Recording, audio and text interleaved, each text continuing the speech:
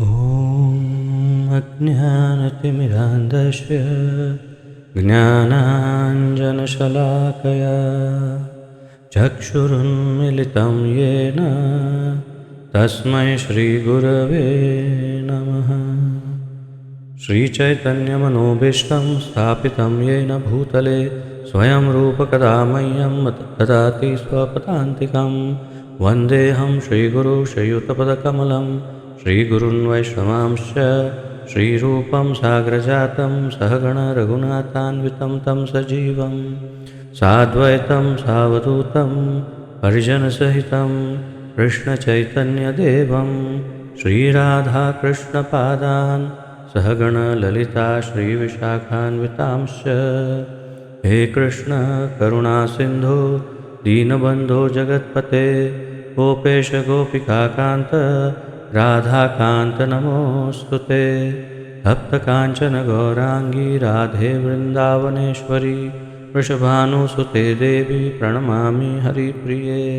वाञ्छाकल्पतरुभ्यश्च कृपासिन्धुभ्य एव च पतितानां पावनेभ्यो वैष्णवेभ्यो नमो नमः।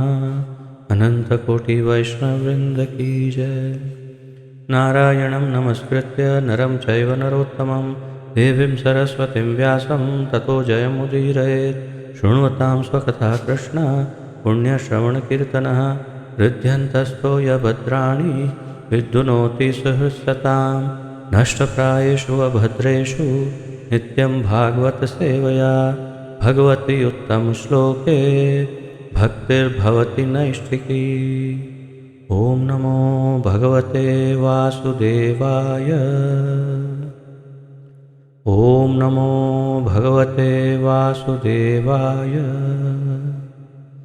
ॐ नमो भगवते वासुदेवाय। नमो विष्णुपादाय कृष्णप्रेष्ठाय भूतले श्रीमते जयपताका स्वामिन् इति नामिने। नमो आचार्यपादाय निताय कृपापदायने गौरकथाधामदाय नगरग्रामतारिणे। नमः विष्णुपादाय कृष्णप्रेष्ठाय भूतले श्रीमते भक्तिवेदान्तस्वामिन् इति नामिने। नमस्ते सारस्वते देवे गौरवाणी प्रचारिणे निर्विशेषशून्यवादी पाश्चात्यदेशतारिणे। जय श्री कृष्ण चैतन्य प्रभु नित्यानंद श्री अद्वैत गदाधर श्रीवासादि गौर भक्तवृंद।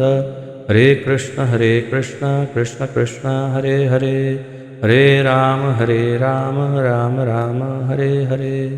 हरे कृष्ण कृष्ण कृष्ण हरे हरे हरे राम राम राम हरे हरे। हरे कृष्ण कृष्ण कृष्ण हरे हरे हरे राम राम राम हरे हरे।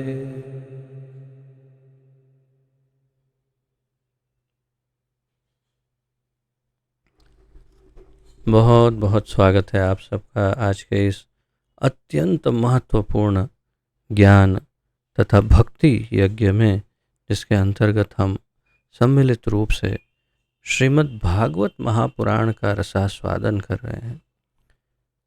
इस श्रीमद् भागवत का आलेखन, अनुवाद, तात्पर्य आदि हमारे परम पूज्य परम आदरणीय इस्कॉन के संस्थापक आचार्य श्री श्रीमद् अभय चरणारविंद भक्तिवेदांत स्वामी श्रील प्रभुपाद जी ने किया है।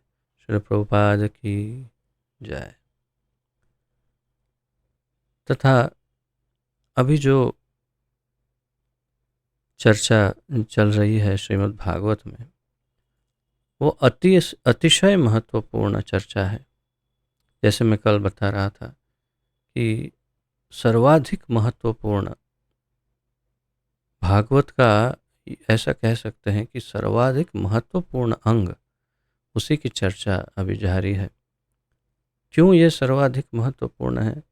क्योंकि इसे यदि ठीक से समझकर अनुसरण करते हैं तो जैसे नारद मुनि एक अति तुच्छ जीवात्मा से, दासी पुत्र से सीधे देव ऋषि और 12 महाजनों में से एक ऐसे शुद्ध भक्त तथा भगवान के अवतार में गिने जाने वाले उतने उन्नत हो सकते हैं, तो शायद हम भी हो सकते हैं। यही हमारे आचार्य बताते हैं। आज हम पढ़ेंगे, श्रील विश्वनाथ चक्रवर्ती ठाकुर भी यही कहते हैं कि ये कोई भी प्राप्त कर सकता है, अर्थात इनका अनुसरण महाजनों ये न गतः सपंथा, अर्थात जिस रास्ते पर महाजन चले वैसा यदि हम करेंगे तो हम अवश्य ही वैसी ही सिद्धि प्राप्त करेंगे।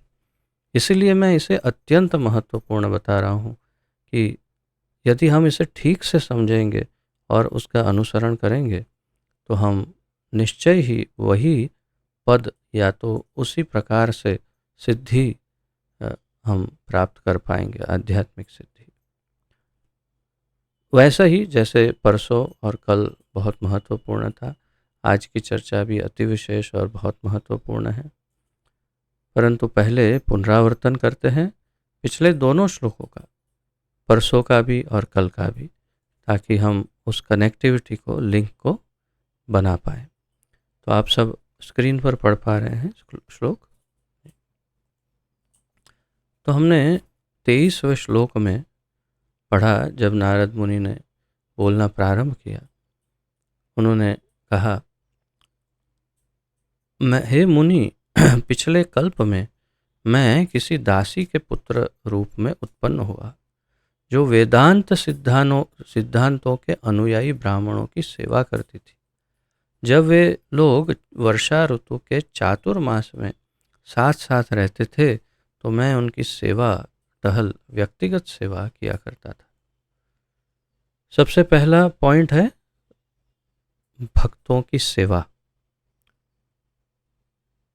24वें श्लोक में कल हमने पढ़ा, यद्यपि वे स्वभाव से निष्पक्ष थे, किंतु उन वेदांत के अनुयायियों ने मुझ पर अहेतुकी कृपा की। जहाँ तक मेरी बात थी, मैं इंद्रिय जीत था, बालक होने पर भी खेल कूद से अनासक्त था, साथ ही मैं चपल न था और कभी भी जरूरत से ज़्यादा बोलता नहीं था, मित भाषी था, कम बोलता था, मित बहुत कम, अनावश्यक बात नहीं करता था। तो ये था एक उत्तम साधु अर्थात एक उत्तम वैष्णव का गुण कि वे निष्पक्ष नहीं होते और सब पर एक समान कृपा करते हैं। हमने कल विशेष रूप से दया के 2 प्रकार देखे कि एक दया केवल गुण देखकर प्रकट होती है सामने वाले का, और दूसरी दया सब पर होती है, चाहे उसमें गुण हो न हो। वैसी दया इन भक्तों में थी, भक्ति वेदांतों में, और फिर भी इस बालक में गुण तो थे ही उसे ग्रहण करने के लिए, उस कृपा को ग्रहण करने की कैपेसिटी भी थी इस बालक में।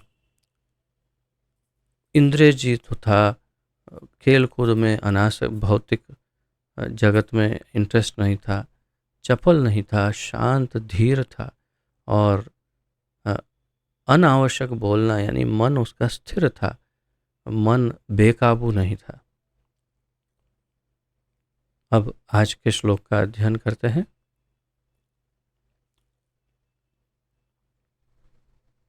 आज का विषय अतिशय महत्वपूर्ण है कि भक्तों का, हमने संग का जो प्रभाव है वो देखा,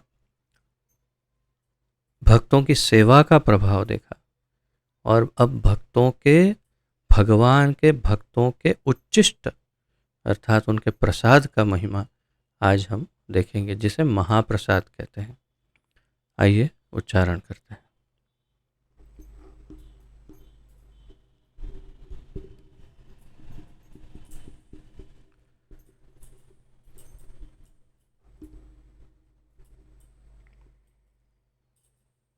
उच्छिष्टलेपाननुमोदितो द्विजैः सकृत्स्म भुञ्जे तदपास्तकिल्बिषः। एवं प्रवृत्तस्य विशुद्धचेतसा तद्धर्मस्य तद्धर्म एवात्म रुचिः प्रजायते उच्छिष्टलेपाननुमोदितो द्विजैः सकृत्स्म भुञ्जे तदपास्तकिल्बिषः एवं प्रवृत्तस्य विशुद्धचेतसः तद्धर्म एवात्म रुचिः प्रजायते।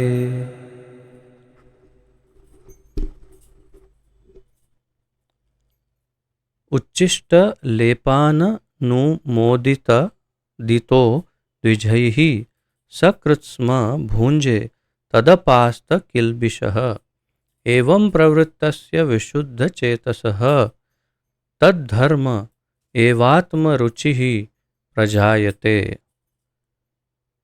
शब्दार्थ। उच्छिष्ट लेपान जूठन या प्रसाद। वैसे उच्छिष्ट का अनुवाद यही है। जूठन यानी किसी का खाया हुआ, किसी ने खाया है और फिर जो शेष बच गया, खाकर छोड़ दिया और जो रह गया उसे उच्छिष्ट यानी जूठन कहते हैं। परंतु जूठन शब्द अतिशय निकृष्ट प्रतीत होता है और उच्छिष्ट बहुत ही उत्कृष्ट शब्द प्रतीत होता है। जूठन किसी की भी हो सकती है, कोई सामान्य व्यक्ति की भी, जिसमें जो कोई नहीं खाता, ज़्यादातर पशु ही खाते हैं। परंतु भगवान के शुद्ध भक्तों का उच्छिष्ट, उसे जूठन नहीं कहते, वो महाप्रसाद कहा जाता है और वो सबको उसका भोग करना चाहिए, सबको उसे खाना चाहिए, तत्पर होना चाहिए उसे खाने के लिए, ग्रहण करने के लिए। यही पूरी आज की चर्चा है। अनुमोदितः अनुमति से द्विजैहि वेदांती ब्राह्मणों द्वारा सकृत एक बार। सकृत शब्द पर अब यहाँ पर कुछ दृष्टिकोण के भेद हैं सभी आचार्यों में। सबसे पहले तो श्रील प्रभुपाद जी ने तथा श्रील विश्वनाथ चक्रवर्ती ठाकुर ने कहा केवल एक बार। अब सकृत शब्द का यदि हम किसी और श्लोक के संदर्भ में यदि अर्थ समझे तो जैसे श्री रामचंद्र कहते हैं सकृत एव प्रपन्नो यह तवास्मि इति याचते अभयम ददामि तस्मै। What is that? अभयम सर्वदा तस्मै ददामि एतत् व्रतम मम। सकृत एव प्रपन्नो यह, केवल एक बार यदि कोई मेरी शरण में आकर के कहे तवास्मि, मैं तुम्हारा हूँ, मैं आपका हूँ हे प्रभु, तो अभयम सर्वदा तस्मै, मैं हमेशा के लिए उसे अभय दे दूंगा। एतत् व्रतम मम, ये मेरा व्रत है, ये मेरी प्रतिज्ञा है। तो तात्पर्य क्या है? सकृत शब्द का अर्थ, सकृत शब्द का अर्थ यहाँ पर अब स्पष्ट है, एक बार। सकृत एव प्रपन्नो यह, तो सकृत का अर्थ हो मेरे विचार से तो स्पष्ट है, एक बार।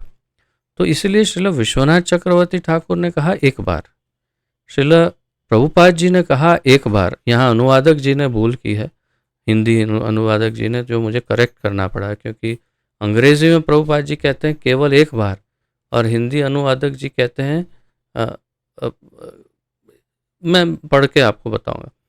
लेकिन दूसरे अन्य दो आचार्य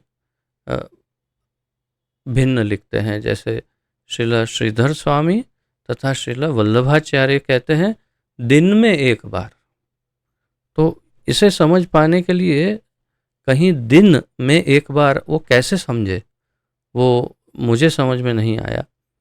और हो सकता है ये हमारी यानी ये दृष्टिकोण का भेद है और हमें हमारे जो आचार्य हैं उन्हीं को फॉलो करना है और उन सभी आचार्यों के दृष्टिकोण का संपूर्ण सम्मान करना है, क्योंकि सभी भगवान के प्रेमी हैं।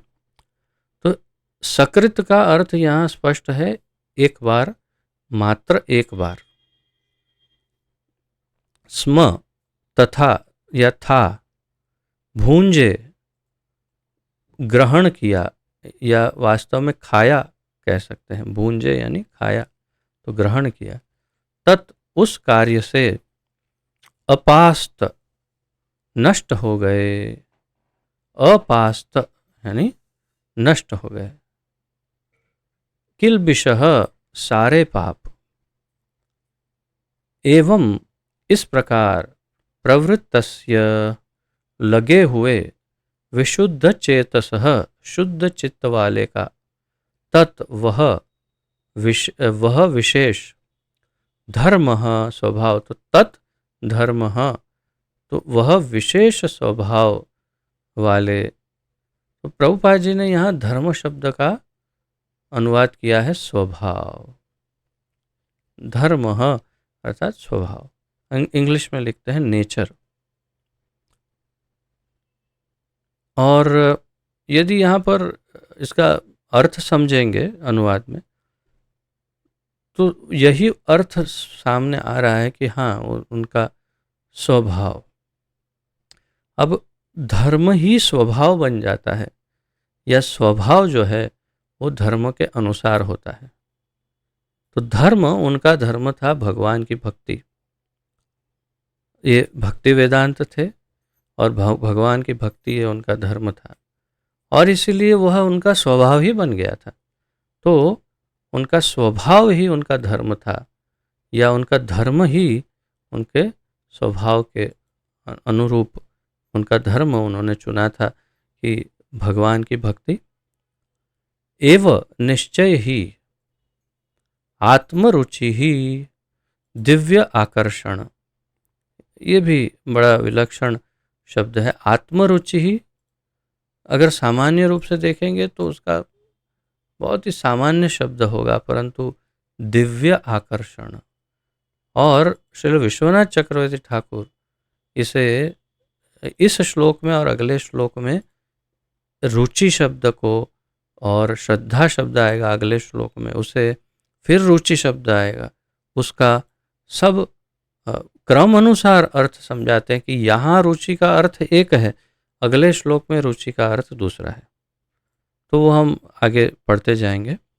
परंतु दिव्य आकर्षण या बहुत ही प्रबल लगाव भगवान में, प्रजायते प्रकट हुआ, तो ऐसा दिव्य आकर्षण प्रकट हुआ, किससे? उच्चिष्ट लेपान, उनका प्रसाद खाकर। अब पढ़ते हैं। तो यहाँ हिंदी अनुवादक जी ने बहुवचन में लिख लिया था, और उन्होंने कहाँ से ये पढ़कर लिखा मेरी समझ में ही नहीं आ रहा है। जब प्रभुपाद जी इतना स्पष्ट कहते हैं वंस ओनली, केवल एक बार उन्होंने प्रसाद लिया, तो हिंदी अनुवादक जी को ये कहाँ से मिला मुझे समझ में नहीं आ रहा है कि उनकी अनुमति से मैं केवल एक बार उनकी जूठन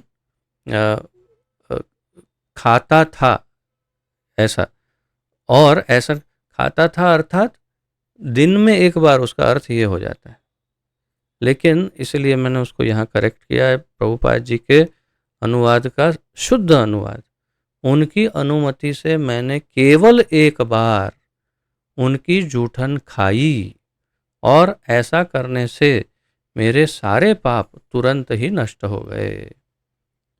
अब आप बताइए, इसको डायमंड सेंटेंस कहे या कौन सा कहे, क्या है ये? Platinum, I don't know, platinum का भाव ज़्यादा है कि डायमंड का। so, ये एक बड़ा विशिष्ट प्रश्न है कि इसे क्या कहें। उनकी अनुमति से मैंने केवल एक बार उनकी जूठन या प्रसाद उनका या उच्चिष्ट खाया, और ऐसा करने से मेरे सारे पाप तुरंत ही नष्ट हो गए। श्री विश्वनाथ चक्रवर्ती ठाकुर समझाते हैं कि उनकी डिश में, उनकी प्लेट में कुछ चावल के दाने लगे हुए थे, और ये बालक ने उनसे अनुमति मांगी। और उसका अर्थ है कि उसे ज्ञात था कि प्रसाद, संतों का, भक्तों का प्रसाद खाना बहुत ही बहुत ही विशेष है और उससे बहुत फर्क पड़ सकता है, ऐसी श्रद्धा थी उनको। तो इसलिए उन्होंने अनुमति मांगी। तो उन्होंने बिना अनुमति नहीं किया, उन्होंने अनुमति, अनुमोदितः, अनुमति से उन्होंने अनुमति ली उनसे कि क्या आपका ये प्रसाद जो इसमें प्लेट में थोड़ा चिपका है वो मैं ले सकता हूँ। कुछ चावल के दाने, जैसे श्रील विश्वनाथ चक्रवर्ती ठाकुर समझाते, और उन्होंने अनुमति दी। तो यहाँ पर क्या सिद्ध हो रहा है कि बिना अनुमति के किसी संत का, महात्मा या भक्त का प्रसाद बिना अनुमति के नहीं लेना चाहिए, ऐसा यहाँ सिद्ध हो रहा है। लेकिन मेरी ये जो बात है वो झूठी साबित होने वाली है। प्रभुपाद जी इस बात का खंडन कर देंगे आगे तात्पर्य में, परंतु अभी तो हम इसी बात को चिपक के रहते हैं कि बिना अनुमति के नहीं लेना चाहिए, शिष्टाचार नहीं है। तो आगे प्रभुपाद जी जब मेरी बात का खंडन करेंगे तो हम स्वीकार करेंगे। तो उनकी अनुमति से, उनकी अनुमति लेकर मैंने केवल एक बार उनकी जूठन खाई, और ऐसा करने से मेरे सारे पाप तुरंत ही नष्ट हो गए। अब क्या कहें, आगे इससे आगे बढ़ने की कोई इच्छा ही नहीं हो रही है। इससे आगे क्या बढ़े, इसमें तो सब कुछ आ गया। बस अब यहाँ से उठे और किसी महापुरुष का, ऐसे उच्चतम, श्रेष्ठतम, शुद्ध भक्त का प्रसाद ढूंढे बस। और क्या करें, एक बार लीजिए और समाप्त, पूरा का पूरा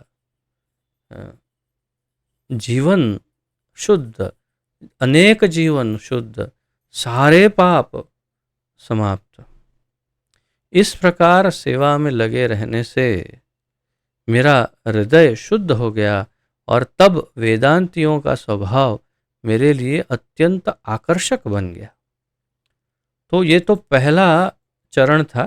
पहले चरण में उनकी अनुमति से, ये एक विशेष है, तो मैं इसे थोड़ा सा अलग मार्क करने का प्रयास करते हैं। कलर थोड़ा शेड अलग है कि उनकी अनुमति से, और एक बार ट्राई करते हैं थोड़ा और शेड अलग हो जाए। तो उनकी अनुमति से, उनकी अनुमति मिली और फिर उन्होंने उनका उच्चिष्ट ग्रहण किया। मैंने केवल एक बार, ये इसलिए महत्वपूर्ण है क्योंकि ये सिर्फ एक बार की बात है। ये नहीं कि अब जैसे मैं सम्मान करता हूँ श्रील वल्लभाचार्य जी और श्रील श्रीधर स्वामी का, परंतु वे कहते हैं प्रतिदिन एक बार, लेकिन यहाँ कहीं दिन ऐसा उल्लेख दिखा नहीं। और श्रील विश्वनाथ चक्रवर्ती ठाकुर लिख रहे हैं तो निश्चय ही उन्होंने बहुत ही गहरा अध्ययन किया है। और वे और श्रील प्रभुपाद दोनों कह रहे हैं केवल एक बार, इतना पावर है प्रसाद में भक्तों के। केवल एक बार उनकी जूठन खाई, और ऐसा करने से मेरे सारे पाप तुरंत ही नष्ट हो गए। तो सारे पाप जो है वो तुरंत ही नष्ट हो गए। ये मुख्य पॉइंट है इसमें। अब इस प्रकार सेवा में लगे रहने से, तो इसमें महत्वपूर्ण पॉइंट क्या है, सेवा में लगे रहने से, ये सबसे महत्वपूर्ण है। क्या हुआ, मेरा हृदय शुद्ध हो गया। उसका प्रतिफल क्या मिला कि उनका हृदय शुद्ध हो गया, और तब वेदांतियों का स्वभाव मेरे लिए अत्यंत आकर्षक बन गया। तो वेदांतियों का स्वभाव मेरे लिए अत्यंत आकर्षक बन गया। अर्थात इससे क्या स्पष्ट हो रहा है, इससे क्या स्पष्ट हो रहा है, इससे ये स्पष्ट हो रहा है कि जैसे ही इन्होंने उनका प्रसाद खाया, उनके सारे पाप नष्ट हो गए। पाप नष्ट हो गए तो हृदय निर्मल हो गया, कोमल हो गया, सॉफ्ट हो गया, संवेदनशील हो गया। ये मैं भौतिक दृष्टिकोण से ये शब्दों का प्रयोग कर रहा हूँ, लेकिन इतना निर्मल हो गया कि वे उनके हृदय में भगवान के लिए और भक्ति के लिए और भक्तों के लिए आकर्षण उत्पन्न हो गया, और वे इस प्रकार सेवा में लगे रहे। तो इस प्रकार वे सेवा में लगे रहे, सेवा प्रतिदिन करते रहे, और उससे उनका हृदय शुद्ध हो गया। तो हृदय शुद्ध होना ये मेन पॉइंट है। हृदय शुद्ध हुआ, इसीलिए वेदांतियों के स्वभाव मेरे लिए अत्यंत आकर्षक बन गए। अगर हृदय शुद्ध नहीं, इससे विपरीत देखते हैं, ऑपोजिट, कि यदि हृदय शुद्ध नहीं है तो वेदांतियों के स्वभाव उनके लिए आकर्षक नहीं, तो भगवान की कथा में उनको इतनी रुचि नहीं, भगवान के नाम में उतना इंटरेस्ट नहीं। जैसे भौतिक संसार में आप देखिए, इस भौतिक जगत में सामान्य रूप से लोगों को न भगवान में कोई इंटरेस्ट है, न भगवान की कथा में इंटरेस्ट है, न भगवान के नाम में, और न संतों में, न उनके भक्तों में, किसी में भी इंटरेस्ट नहीं है। उनको अतिशय भौतिक वस्तुओं में, पदार्थों में, द्रव्यों में अत्यंत इंटरेस्ट है, जैसा असुरों को होता है, बिल्कुल वैसे ही। और यदि वे किसी भक्त के संपर्क में आ गए, यदि किसी तरह से उनके मुख में प्रसाद चला गया, या भगवान का और उससे भी श्रेष्ठ भगवान के किसी शुद्ध भक्त का, यदि उन्होंने भगवान के नाम को सुन लिया, यदि कुछ ऐसा हुआ, भगवान के भक्तों का संग मिल गया, या तो थोड़ा सा उनका हृदय जो है, जो अत्यंत पाषाण की तरह, पत्थर की तरह कठोर है, अभी वो एकदम से पिघलने लगता है, और उनको स्वाभाविक रूप से ऐसा लगता है, हाँ अच्छा है। अब जैसे हमारी ही बात करें तो हम यदि पहली बार, आप सबका ही अलग अलग अनुभव होगा, सभी का, परंतु आप अपना पहला दिन याद करिए कि कैसे आप भक्तों के संग में संपर्क में आए, या मंदिर के संपर्क में आए, या किस प्रकार आप जुड़े। तो उस दिन को यदि याद करते हैं तो तुरंत ही आपको मुझे तो कम से कम अपने आप से ही घृणा हो जाती है। पत्थर ही था, और क्या था, केवल पत्थर, और अब ऊपर से अहंकार डबल, इतना अहंकार कि मेरे पास तो पहले ही बहुत आध्यात्मिक ज्ञान, मैं तो कैसे आध्यात्मिक फैमिली से हूँ, कैसे कैसे संतों को मिला हूँ पहले पहले, और क्या क्या मैंने सीखा है, बहुत आध्यात्मिक ज्ञान है मुझे, ये लोग क्या सिखाने वाले हैं, खाली मृदंग करताल बजाते रहते हैं और क्या करते हैं। और अत्यंत कठोर हृदय, कोई भगवान की बात सुनी तो अरे क्या, ठीक है ये सब स्टोरी तो पता है, ऐसा। परंतु जब समय बीतता गया, हृदय कोमल होता गया, तो अब वही कथाएं जो कितने सालों साल पहले सुनी, वो सब कथाएं अभी अत्यंत मधुर लगती है, बहुत ही अधिक रुचि आती है, और कभी कभी आंखों से अश्रु भी बहने लगते हैं, उतना उतना उसके भाव में डूब जाते हैं। उसका अर्थ है कि हृदय काफ़ी हद तक कोमल हुआ है, पूरा ना हुआ हो लेकिन काफ़ी हद तक परिवर्तन आ गया, पिघल गया हृदय। तो ये कैसे होता है? भक्तों का प्रसाद लेने से, भक्तों का संग और उनकी सेवा करने से हृदय शुद्ध हो गया। ये यहाँ का सार है। अब हम श्रील प्रभुपाद जी का तात्पर्य पहले देखते हैं। शुद्ध भक्ति संक्रामक रोग तुल्य है, किंतु वह शुद्ध भाव में संक्रामक है। शुद्ध भक्ति संक्रामक रोग तुल्य है, अर्थात संक्रामक रोग, ये शब्द से आप अब थोड़े परिचित हो गए होंगे कोरोना के बाद। कोरोना का संक्रमण तो रोग का संक्रमण अर्थात इन्फेक्शन, चेप। तो कोई रोग है, कोई रोगी है, जैसे आजकल, अब यहाँ पता नहीं आपके वहाँ गुजरात में है, यहाँ वृंदावन में आजकल कंजक्टिवाइटिस, आँखों का रोग बहुत ही ज़्यादा तेज़ी से फैला हुआ है। मंदिर में कितने सारे लोग गोगल्स पहन के घूमते हैं, लगता है अरे क्यों जान से देखते तो इतनी सूजी हुई आंखें। और तो ये संक्रामक रोग है, अर्थात संक्रमण से फैलता है, अ, अ, एक दूसरे को छूने से या संपर्क में आने से फैल जाता है। तो ये भक्ति, शुद्ध भक्ति ऐसा ही संक्रामक रोग तुल्य है, लेकिन ये रोग नहीं है, किंतु वह शुद्ध भाव से संक्रामक है।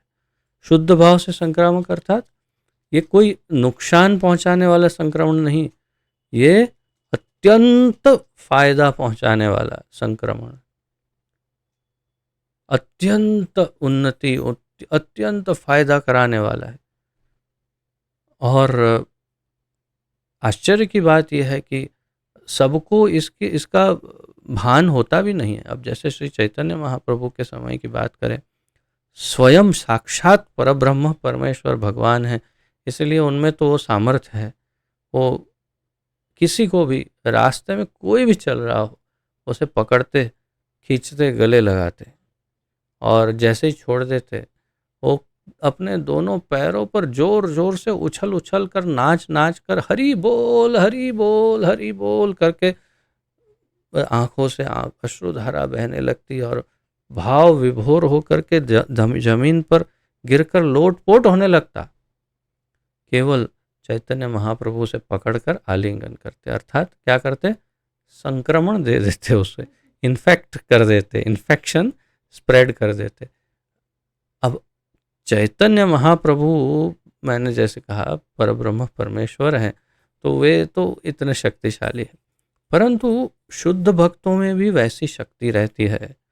और शुद्ध भक्तों के संपर्क में आने से, उनके प्रसाद को खाने से, उनकी सेवा करने से, उनके चरण धूलि को अपने सर पर लगाने से हम इस प्रकार के संक्रमण में आ सकते हैं। उनके शरीर को छू लेने से, उनके चरण छू लेने से, ये सब वस्तु ऐसी है, ये सब ऐसे पहलू हैं जिससे हम वो संक्रमण प्राप्त कर सकते हैं। और उनकी तरफ से अगर संक्रमण प्राप्त करना है तो उनका आशीर्वाद, यदि वे सामने से आशीर्वाद दे देते हैं तब तो मिल गया, संक्रमण हो जाता है। तो इन सभी वस्तु के लिए हमेशा लालायित रहना चाहिए। जब किसी शुद्ध भक्त को मिलते हैं तो उनके सबसे पहले तो दर्शन उनके, जैसे मैंने आपको पहले भी बताया था, दसम स्कंद के 41वें अध्याय का, दसम स्कंद के 10वें अध्याय का 41वां श्लोक, साधुनाम समचित्तानाम सूतराम मत कृतात्मनाम दर्शनान्नो भवेत बंधः पुंसो अक्षणो सवितुर यथा। दर्शनान्नो भवेत बंधः, केवल उस संत के, भगवान के शुद्ध भक्त के दर्शन हो गए तो सारा पाप नष्ट हो जाता है। उसी प्रकार एक तो सबसे पहले दर्शन, उनका सानिध्य, उनकी वाणी सुनना, उनकी कथा, वो जो कहते हैं भगवान के गुणगान, वो सुनना, श्रवण, उनकी वपु सेवा, उनके शरीर की सेवा, विशेष रूप से चरणों की अगर मिल जाए तो क्या बात है। उनकी वाणी सेवा भी, उनकी आज्ञाओं का पालन, अवज्ञा नहीं, आज्ञा का बहुत जबरदस्त पालन, तथा उनका प्रसाद, उनका उच्चिष्ट ये मिल जाए और उनकी चरण धूलि, इतनी वस्तु मिल जाती है तो समझो बेड़ा निश्चित रूप से पार होने वाला है। मेरा हमेशा यही प्रयास रहता है। यहाँ पर तो श्री वृंदावन धाम में तो कैसे कैसे संतों का दर्शन होते रहता है, विशेष रूप से हमारे मंदिर में, हमारे अति उन्नत, और उसमें भी मैं जिसने बहुत ही अति उन्नत शुद्ध भक्त मानता हूँ, स्वीकार करता हूँ, सभी करते हैं। ऐसे हमारे प्रभुपाद जी के शिष्य दीनबंधु प्रभु जी, जिन्हें सब बाबा कहते हैं, वे तो यहीं निवास करते हैं। तो उनका जब जब दर्शन होता है, जैसे जैसे वे गुजरते हैं, तो मैं निश्चित रूप से मेरा ये बिल्कुल दृढ़ संकल्प ही समझो कि ऐसे ही है। जैसे ही वे गुजरते हैं, मैं पीछे से चरण धूलि पोंछ पोंछ कर लेकर सर पर लगा लेता हूँ। कब तक मिलती रहेगी ये चरण धूलि पता नहीं है। और जैसे सामने आते हैं और मैं प्रणाम करता हूँ तो बड़े प्रसन्नता से वे या तो अपनी माला झोली जो बीड़ बैग है वो सर पर रख देते हैं और कभी कभी हस्त कमल भी सर पर लगा देते हैं। धन्य धन्य हो जाते हैं। और मैं स्वयं अकेला केवल मैं व्यक्तिगत रूप से जानता हूँ कि मेरी चेतना में क्या अंतर आया है, मैं जानता हूँ। और ऐसे जितने भी संत दिखते हैं हमारे गुरु महाराज से लेकर के जो जो संत दिखते हैं उनके प्रयास करते हैं हम इस प्रकार, और उससे बहुत अंतर आता है। प्रसाद मिल जाए उनका, आहा क्या बात है। तो इसकी आज महिमा तो चर्चा तो वही है प्रसाद की। तो शुद्ध भक्ति संक्रामक रोग तुल्य है, वो संक्रमण से फैलती है शुद्ध भक्ति। न ज्ञान से, न ध्यान से, न कर्म से, न अन्य किसी भी रास्ते से ये शुद्ध भक्ति नहीं मिलेगी। शुद्ध भक्ति केवल मिलेगी एक शुद्ध भक्त के सानिध्य से, शुद्ध भक्त के प्रसाद से, शुद्ध भक्त के चरण धूलि से, उनकी सेवा से, उनकी प्रसन्नता से मिल जाएगी शुद्ध भक्ति। ये हमें समझना है, यही सार है आज का, यही मुख्य सार है। किंतु वह शुद्ध भाव में संक्रामक है। शुद्ध भक्त समस्त प्रकार के पापों से निर्मल हो जाता है। तो शुद्ध भक्त वैसे ही हर प्रकार के पाप से निर्मल होता है। भगवान विशुद्धतम सत्ता है। भगवान जो है वे स्वयं विशुद्धतम, सबसे शुद्ध से शुद्ध सत्ता है। और जब तक कोई भौतिक गुणों की संक्रामकता के द्वारा उन्हीं के समान शुद्ध न हो ले, तब तक वह भगवान का शुद्ध भक्त नहीं बन सकता। तो यहाँ पर भगवान की शुद्धता और उसके उस शुद्धता के अनुरूप बनने की प्रक्रिया, भगवान अत्यंत शुद्ध है तो उनका भक्त या उनका सेवक या उनका पार्षद जो उनकी लीला में है वो उनके जैसा शुद्ध होना चाहिए। तो उनके गुण भी उस भौतिक गुणों से परे होने चाहिए, अर्थात कोई भौतिक गुण ना हो उसमें। और इसीलिए ऐसा शुद्धतम जब वो भगवान जैसा शुद्ध हो जाएगा सभी भौतिक गुणों से परे, तब वो भगवान का शुद्ध भक्त बन सकता है। ऐसा इस सुवाक्य में प्रभुपाद जी कह रहे हैं। फिर आगे बताते हैं, जैसा कि पहले कहा जा चुका है, भक्ति वेदांत जन शुद्ध भक्त थे और यह बालक उनकी संगति से तथा एक बार उनका जूठन खाने से, देखिए यहाँ स्पष्ट लिखा प्रभुपाद जी, एक बार उनका जूठन खाने से उनके गुणों से अभिभूत हो गया। तो पहले बता दिया था हमने, कल चर्चा की थी कि भक्ति वेदांत जन शुद्ध भक्त थे। तो ये सामान्य वेदांती नहीं थे, सामान्य वेद पाठी ब्राह्मण नहीं थे, ये भगवान के भक्त भी थे और वेदांत का अध्ययन करने वाले ब्राह्मण भी थे, परंतु मूल रूप से वैष्णव थे, शुद्ध भक्त थे। और यह बालक उनकी संगति से तथा एक बार उनका जूठन खाने से उनके गुणों से अभिभूत हो गया। तो ये सबसे मेन बात है कि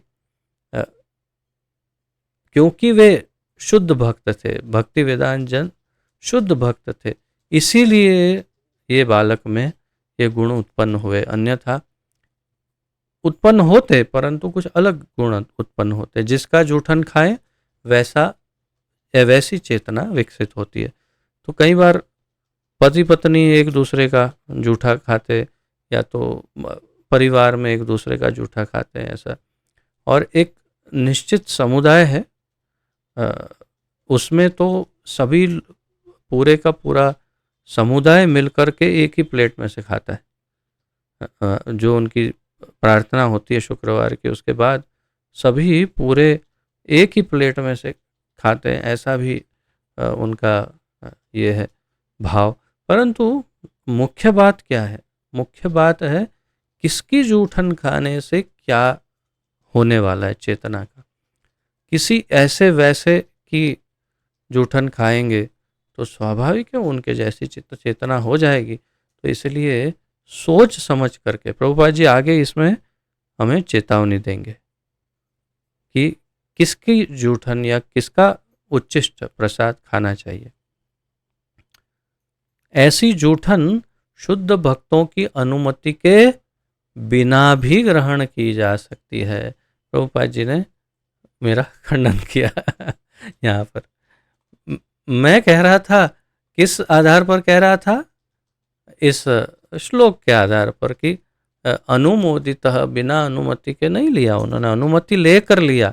तो ये समझ में आता है कि अनुमति के बिना प्रसाद नहीं लेना चाहिए। लेकिन प्रभुपाद जी कह रहे हैं ऐसा प्रसाद भक्तों की अनुमति के बिना भी ग्रहण किया जा सकता है।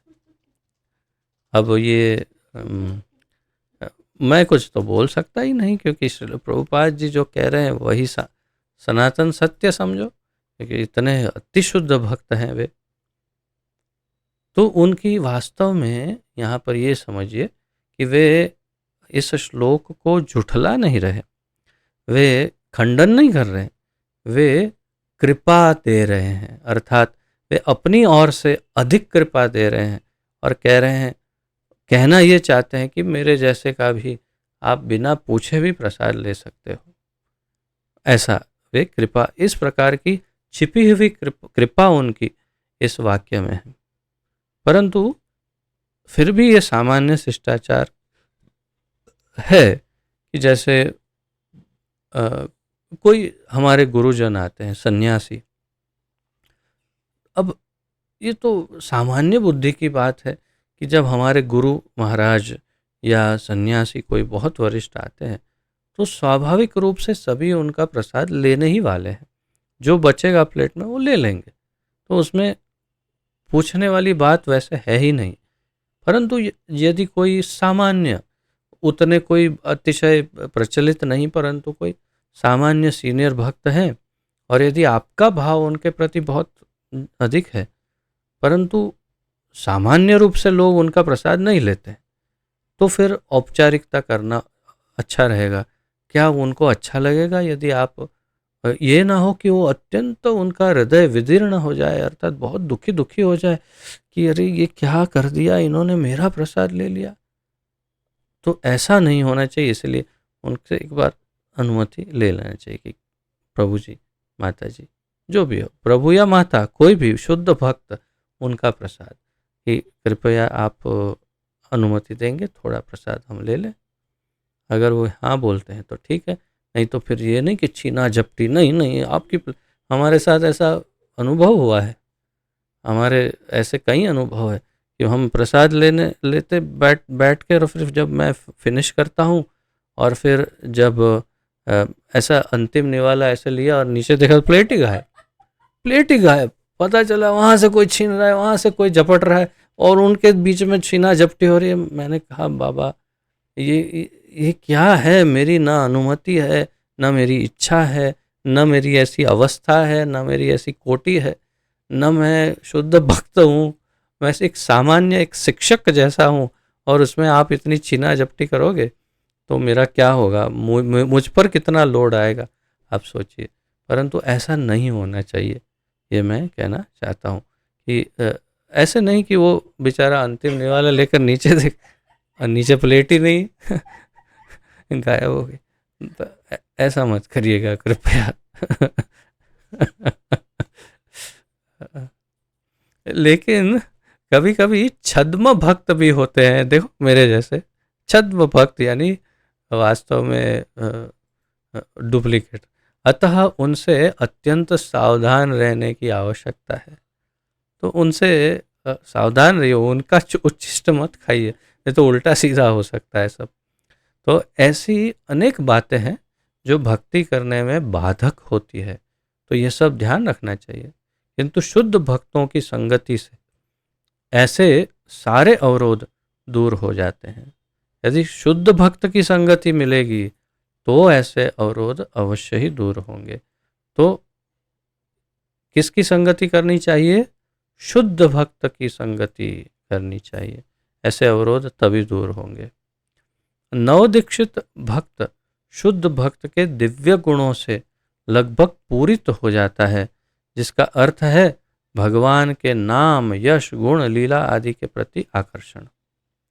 तो नवदीक्षित भक्त एक नया नया भक्ति में जुड़ा हुआ व्यक्ति जो उत्तम शुद्ध भक्त है, एकदम अत्यंत उन्नत, ऐसे भक्त के का यदि प्रसाद प्राप्त करता है, तो इसका कहने का प्रभुपाद जी का यहाँ तात्पर्य है कि यदि उनका प्रसाद, उनकी कृपा, आशीर्वाद, चरण धूलि आदि कुछ प्राप्त कर लेता है, तो वो उनके गुणों से, उनके दिव्य गुणों से पूरित हो जाता है।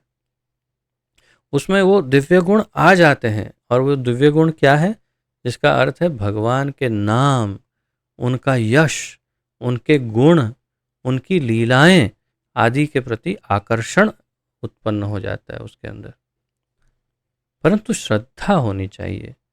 शुद्ध भक्त के गुणों की संक्रामकता का अर्थ है भगवान की दिव्य लीलाओं के प्रति शुद्ध भक्ति की रुचि उत्पन्न करना। तो क्या इसका अर्थ है संक्रामकता, इन्फेक्शन? उसका क्या अर्थ है? शुद्ध भक्त के गुणों की संक्रामकता का अर्थ है भगवान की दिव्य लीलाओं के प्रति शुद्ध भक्ति की रुचि उत्पन्न करना। ये सबसे बहुत महत्वपूर्ण वाक्य है कि शुद्ध भक्तों के गुणों का इन्फेक्शन लगा।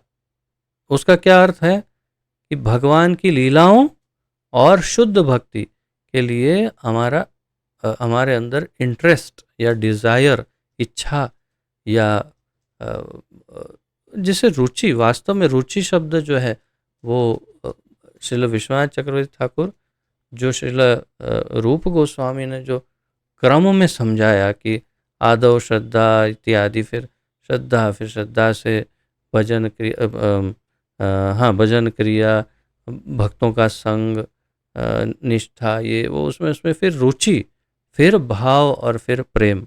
तो उसमें जो रुचि की अवस्था है, जहाँ पर भगवान के लिए बहुत ही तीव्र इंटरेस्ट जागृत हो जाता है, जिसमें अतिशय तीव्र आकर्षण भगवान की कथा सुनने के लिए, उनकी लीलाओं के विषय में सुनने के लिए और शुद्ध भक्ति करने के लिए अत्यंत आकर्षण उत्पन्न हो जाए, और ये रुचि की स्टेज है। तो यहाँ प्रभुपाद जी वास्तव में वही बात कर रहे हैं कि शुद्ध वो उसकी भक्ति की रुचि उत्पन्न हो जाती है अगर ऐसे शुद्ध भक्तों का संक्रमण लगता है। अर्थात उनको पहले भजन क्रिया, साधु संग, अनर्थ निवृत्ति, ये वो सब स्टेज में जाने की जरूरत नहीं पड़ेगी। उसका ये भी अर्थ होता है, यानी पूरी प्रोसेस में से निकलने की आवश्यकता नहीं पड़ेगी, सिर्फ संक्रमण लग गया और सीधी रुचि उत्पन्न। जैसे चैतन्य महाप्रभु आलिंगन करते थे, सीधा कृष्ण प्रेम उत्पन्न, फाइनल स्टेज, बिल्कुल जीरो में से सीधा फाइनल स्टेज पर जंप, बीच की कोई स्टेज नहीं। ऐसा इन्फेक्शन लगाते थे। आप सोचिए उनका इन्फेक्शन कितना जबरदस्त होगा महाप्रभु का। तो ऐसा हो सकता है, उसका ये अर्थ है। इस दिव्य रुचि के आगे सारी भौतिक वस्तुओं के प्रति कुरुचि उत्पन्न हो जाती है, और इसका फल क्या होता है? उसका परिणाम होता है कि भौतिक वस्तुओं के प्रति, भौतिक इंद्रिय तृप्ति के विषय, फिल्म और क्या, जो भी हो आपके, व्हाट्सएप, यूट्यूब, जो कुछ भी, तो भौतिक संसार में जो कुछ भी है, पार्टी या ये वो कुछ भी जो आपके इंद्रियों को, आपको लगता है कि जो इंद्रिय भोग के विषय, वो किसी में भी, सांसारिक किसी भी वस्तु में उसकी रुचि जो थी वो कुरुचि हो जाती है, अर्थात कि उसके प्रति बिल्कुल अनासक्त हो जाता है, वो बिल्कुल उससे अलग हो जाता है। अतः शुद्ध भक्त कभी भी भौतिक कार्यकलापों के प्रति आकर्षित नहीं होते, और यही कारण है कि जो शुद्ध भक्त हैं वो भौतिक कार्यकलापों के, भौतिक वस्तु आप कभी भी किसी शुद्ध भक्त को थिएटर में बैठकर पिक्चर देखता हुआ या कुछ ऐसा नहीं देखेंगे, ऐसा कभी नहीं देखेंगे। और अगर देखते हैं तो वो शुद्ध भक्त नहीं होगा, या तो फिर वो कोई विशेष कारण से ही गया हो। जैसे कि एक ऐसा समय आया था थोड़े सालों वर्षों पूर्व कि जब सारे के सारे भक्त थिएटर में बैठे थे। अब पूछो कैसे? अरे ऐसा? हाँ, मंदिर में जितने भक्त थे सारे के सारे थिएटर में। क्यों? श्रील प्रभुपाद जी की फिल्म चल रही थी तो बैठेंगे ही ना। तो वो तो स्वाभाविक है। तो अब तब आप क्वेश्चन मार्क नहीं कर सकते कि अरे थिएटर में बैठे तो ये शुद्ध भक्त नहीं, ऐसे नहीं। वो शुद्ध भक्त की फिल्म देखने बैठे थे, इसलिए सब गए थे। भक्ति के पथ के सारे अवरोधों या समस्त पापों के दूर होने पर ही मनुष्य ईश्वर के प्रति आसक्त हो सकता है, उसमें दृढ़ता आ सकती है, उसमें पूर्ण रुचि उत्पन्न हो सकती है, उसमें दिव्य अनुभूतियां आ सकती है, और अंत में वह भगवान की प्रेममय सेवा के धरातल पर स्थित हो सकता है।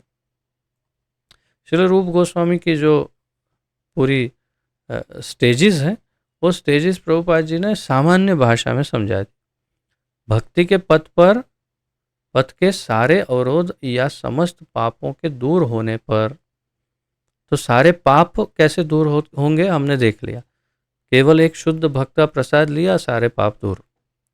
मनुष्य ईश्वर के प्रति आसक्त होगा, उसमें दृढ़ता आएगी, यानी श्रद्धा प्रबल होगी उसकी, उसमें पूर्ण रुचि उत्पन्न हो सकती है, अर्थात वास्तविक रुचि की स्टेज जहाँ वो बहुत तीव्र इंटरेस्ट डेवलप होगा। फिर दिव्य अनुभूतियाँ आ सकती है, उसके बाद उसे भाव उत्पन्न होगा, अर्थात उसके शरीर में वो दिव्य भाव उत्पन्न होगा भगवान के प्रति। और अंत में भगवान की प्रेममय सेवा, अर्थात शुद्ध, जिसे श्री रूप गोस्वामी समझाते हैं स्थायी भाव। उन्होंने भक्ति रसामृत सिंधु में समझाया स्थायी भाव। स्थायी भाव यानी शुद्ध कृष्ण प्रेम। तो शुद्ध कृष्ण प्रेम की अवस्था में वो आकर सेटल हो जाएगा, तो भगवान की प्रेममय सेवा की धरातल पर स्थित हो सकता है, सेटल हो जाएगा। किससे शुरुआत हुई? केवल एक भक्त का प्रसाद। ये सारी अवस्थाएं शुद्ध भक्तों की संगति से ही विकसित हो सकती है, और यही इस श्लोक का तात्पर्य है। ये सारी अवस्थाएं कैसे विकसित हो सकती है? केवल एक शुद्ध भक्त के संग से ही ये विकसित हो सकती है, और यही इस श्लोक का तात्पर्य है। ये श्लोक का तात्पर्य क्या है? ये सारी अवस्थाएं शुद्ध भक्तों की संगति से, संगति शब्द के अंदर सब आ जाता है। संगति शब्द में उनकी सेवा आ जाती है, उनका प्रसाद आ जाता है, उनकी वाणी का श्रवण आ जाता है, उनके चरण की धूली लेना वो आ जाता है, उनको प्रसन्न करना इत्यादि, उनके सब पूरा संपूर्ण सानिध्य संगति में आ जाता है। और उनकी संगति से ये ऐसी शुद्ध भक्ति विकसित हो सकती है, जिसका प्रमाण कौन है? साक्षात नारद मुनि, जो हमें बता रहे हैं। अब हम आचार्यों से पढ़ते हैं क्या कह रहे हैं हमारे आचार्यगण।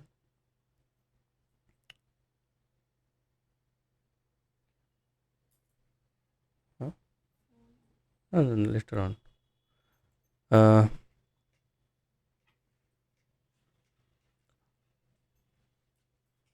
अब श्रील विश्वनाथ चक्रवर्ती ठाकुर क्या कहते हैं, तो मैं आपको पढ़वाता हूँ, जैसे हर बार पढ़वाता हूँ, वो उचित रहेगा।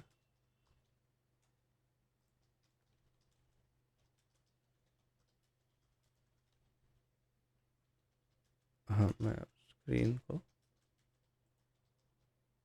शेयर करता हूँ। तो श्रील विश्वनाथ चक्रवर्ती ठाकुर कहते हैं, उनसे ऐसा करने की अनुमति मिलने के बाद मैंने एक बार उनकी एक थाली में चिपके हुए कुछ चावल खाए। इससे भक्ति की सभी बाधाएं नष्ट हो गई। तद अपास्ता आपास्त किल्बिषः, तो उनके जैसे ही प्रसाद खाया मेरी भक्ति की सारी बाधाएं दूर हो गई। उनका भोजन ग्रहण करने के बाद मुझ में श्रवण, कीर्तन और निरंतर भगवान के स्मरण के रूप में अनायास भक्ति उत्पन्न हो गई। तो उनका सबसे विशेष वाक्य यही है श्रील विश्वनाथ चक्रवर्ती ठाकुर कि उनका भोजन ग्रहण करने से के बाद क्या हुआ, मुझ में श्रवण, भगवान की कथा का श्रवण, उनका कीर्तन, गाने का कीर्तन करने की रुचि, और निरंतर भगवान के स्मरण के रूप में अनायास भक्ति, अनायास अचानक एकदम बिना कारण अनायास भक्ति उत्पन्न हो गई। यह हम अगले श्लोकों से देखेंगे कि विश्वनाथ चक्रवर्ती ठाकुर बिल्कुल उचित कह रहे हैं कि उनको उनकी कथा में, उनके कीर्तन में इंटरेस्ट जागृत हो गया और सतत स्मरण करने लगे भगवान का। तो ये इतनी छोटी आयु में दासी पुत्र के रूप में केवल एक बार प्रसाद खाकर इतना परिवर्तन आ गया। मैं तो यही सोच रहा था ये सब पढ़ते समय, अध्याय ये सब अध्ययन करते समय बार बार एक ही वस्तु सोच रहा था कि कहीं पर ये नहीं लिखा है कि ये थे कौन। हमें भी ढूंढना चाहिए, पता तो चले कि ये ऐसे महात्मा थे कौन, परंतु निश्चय ही बिल्कुल सोच समझ करके उनकी आइडेंटिटी, उनकी पहचान को गुप्त रखा गया है। वे अपनी नामना नहीं चाहते होंगे, इसलिए उनकी गुप्तता बनाए रखी है यहाँ पर सभी आचार्यों ने। परंतु कुछ आचार्य अवश्य जानते होंगे, अपने ध्यान के द्वारा समझते होंगे कि ये कौन थे महान संत। भक्तों का भोजन खाने के बाद भक्ति की प्रवृत्ति विकसित हुई एवं प्रवृत्तस्य, जो किसी और पर भी लागू होती है। तो ये वाक्य स्वर्णिम वाक्य, जो किसी और पर भी लागू होती है, अर्थात यदि भक्तों का भोजन हम खाएं तो हम भी इसी प्रकार भक्ति को विकसित कर सकते हैं। अर्थात ये सभी के लिए संभव है। भक्तों का भोजन खाने के बाद भक्ति की प्रवृत्ति विकसित हुई जो किसी और पर भी लागू होती है। मैंने अनिवार्य रूप से मन यानी आत्मा में सुनने और जप करने, तद धर्मे के लिए एक स्वाद रुचि ही प्रजायते विकसित किया। तो श्रील विश्वनाथ चक्रवर्ती कह रहे हैं नारद मुनि की ओर से कि ऐसा होने के बाद क्या क्या परिवर्तन हुआ। मैंने अनिवार्य रूप से सुनने, मन में सुनने और जप करने के लिए एक स्वाद विकसित किया, अर्थात श्रवण और स्मरण का उनका भाव उत्पन्न हो गया। इस श्लोक से श्री विश्वनाथ चक्रवर्ती अंत में कहते हैं भक्ति के 5 चरणों को समझना चाहिए। अब ये आपके लिए नोट के लिए बिल्कुल उपयुक्त। इस श्लोक से भक्ति के 5 चरणों को समझना चाहिए। 1, पूजा की इच्छा, स्पृहा या पूजा की इच्छा, तीव्र इच्छा पूजा करने की या भगवान की आराधना, अर्चना, पूजा करने की इच्छा। भक्ति, स्वयं पूर्ण रूप से भक्ति। अनर्थ निवृत्ति, तो जो हृदय में अनर्थ थे वो सारे चले गए केवल प्रसाद खाने से। निष्ठा, उनमें निष्ठा आ गई भगवान का भजन करने और उनके नाम कीर्तन आदि। और रुचि, और ये रुचि की स्टेज है, वही स्टेज है कि बहुत तीव्र इंटरेस्ट भगवान की कथा सुनने और उनकी लीलाओं का स्मरण करने, चिंतन करने, श्रवण, कीर्तन आदि के लिए। तो पूजा, भक्ति, अनर्थ निवृत्ति, निष्ठा और रुचि, इसमें से कुछ अंग श्रील रूप गोस्वामी के अंगों के साथ मेल खाते हैं। जैसे आदौ श्रद्धा, फिर भजन क्रिया, अनर्थ निवृत्ति इत्यादि, निष्ठा इत्यादि। तो इसमें अनर्थ निवृत्ति, निष्ठा और रुचि, ये स्टेज बाद में आई। पूजा और पूजा की इच्छा और भक्ति, ये सब कुछ डेवलप हो गया केवल प्रसाद खाने से। ये इसका सार है। अब मैं मेरी तरफ से आपको एक अतिरिक्त ये दे रहा हूँ, जो हम श्रीमद् भागवत में कि एक और अंग जिसका इसमें कहीं वर्णन नहीं है किन्हीं भी आचार्यों के द्वारा, और वो है शुद्ध भक्तों के चरण धूलि का महिमा। वो मेरी तरफ से मैं चिंतन करके, मुझे जैसा यथा मेरी मति, जैसा मुझे लगा, मैं आपके सामने एक और अंग प्रस्तुत कर रहा हूँ। नैषाम मतिम स्तावत उरुत घ्रमांग्रिम स्पृशत्यनर्थापगमो यदर्थः महीयसाम पादरजो विषेकम निष्किंचनानाम न वृणीत यावत। महीयसाम पादरजो विषेकम, ये महत्व है। कि क्या है इसमें महत्व? जब तक भौतिकवादी जीवन के प्रति झुकाव रखने वाले लोग ऐसे वैष्णवों के चरण कमलों की धूलि अपने शरीर में नहीं लगाते, जो भौतिक कल्मश से पूर्णतया मुक्त है, तब तक वे भगवान के चरण कमलों के प्रति आसक्त नहीं हो सकते, जिनका यशोगान उनके अपने असामान्य कार्यकलापों के लिए किया जाता है। यही सार है कि जब तक हम शुद्ध वैष्णवों, शुद्ध भक्तों के चरण कमल की धूलि अपने शरीर पर नहीं लगाते हैं, यहाँ तो पूरे शरीर में लगाने की बात है, सिर्फ मस्तक नहीं, पूरे शरीर में। क्यों, क्या लिखा है? पादरजः अभिषेकम, यानी स्नान, पूरा स्नान, अपने ऊपर स्नान करना है उनके चरण धूलि का, जैसे यहाँ लिखा है। और प्रभुपाद जी अभिषेकम का अनुवाद कर रहे राज तिलक, परंतु अभिषेक, पूरा स्नान रज से उनके चरणों। और उससे क्या होगा? तो तब तक वे भगवान के चरण कमलों के प्रति आसक्त नहीं हो सकते।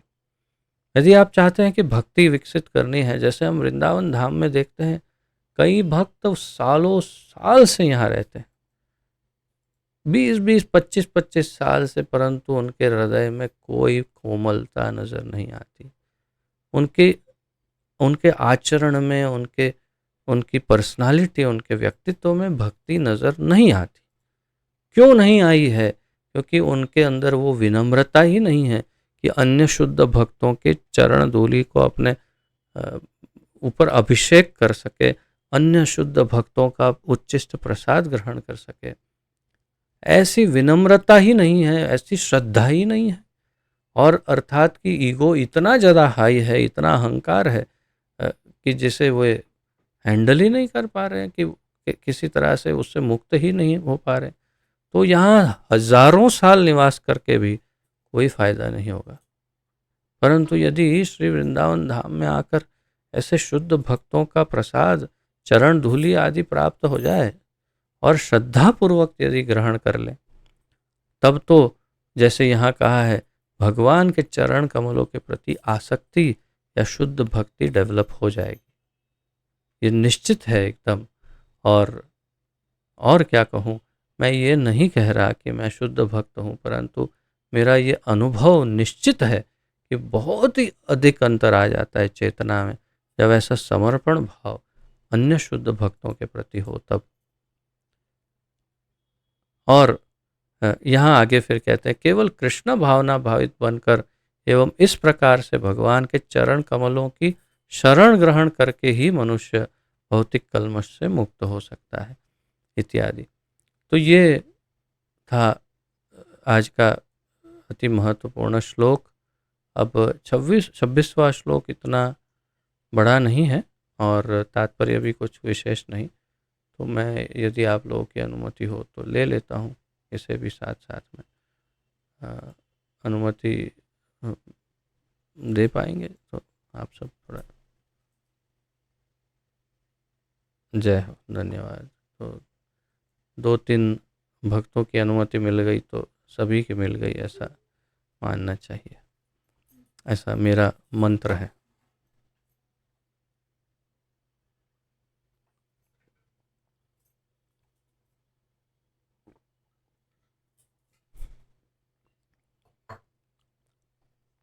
तो आइए 26वें श्लोक का उच्चारण करते।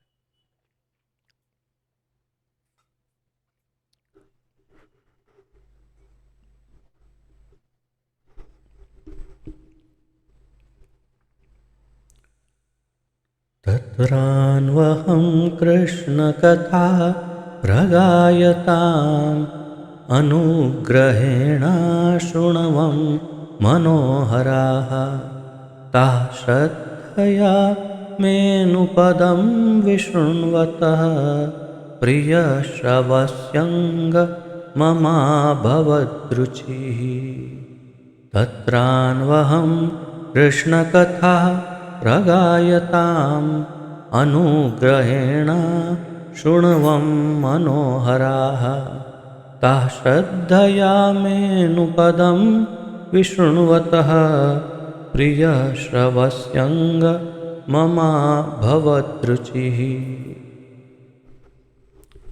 तत्रान्वहं कृष्णकथाः प्रगायताम् अनुग्रहेण शृण्वं मनोहराः ताः श्रद्धया मे अनुपदं विशृण्वतः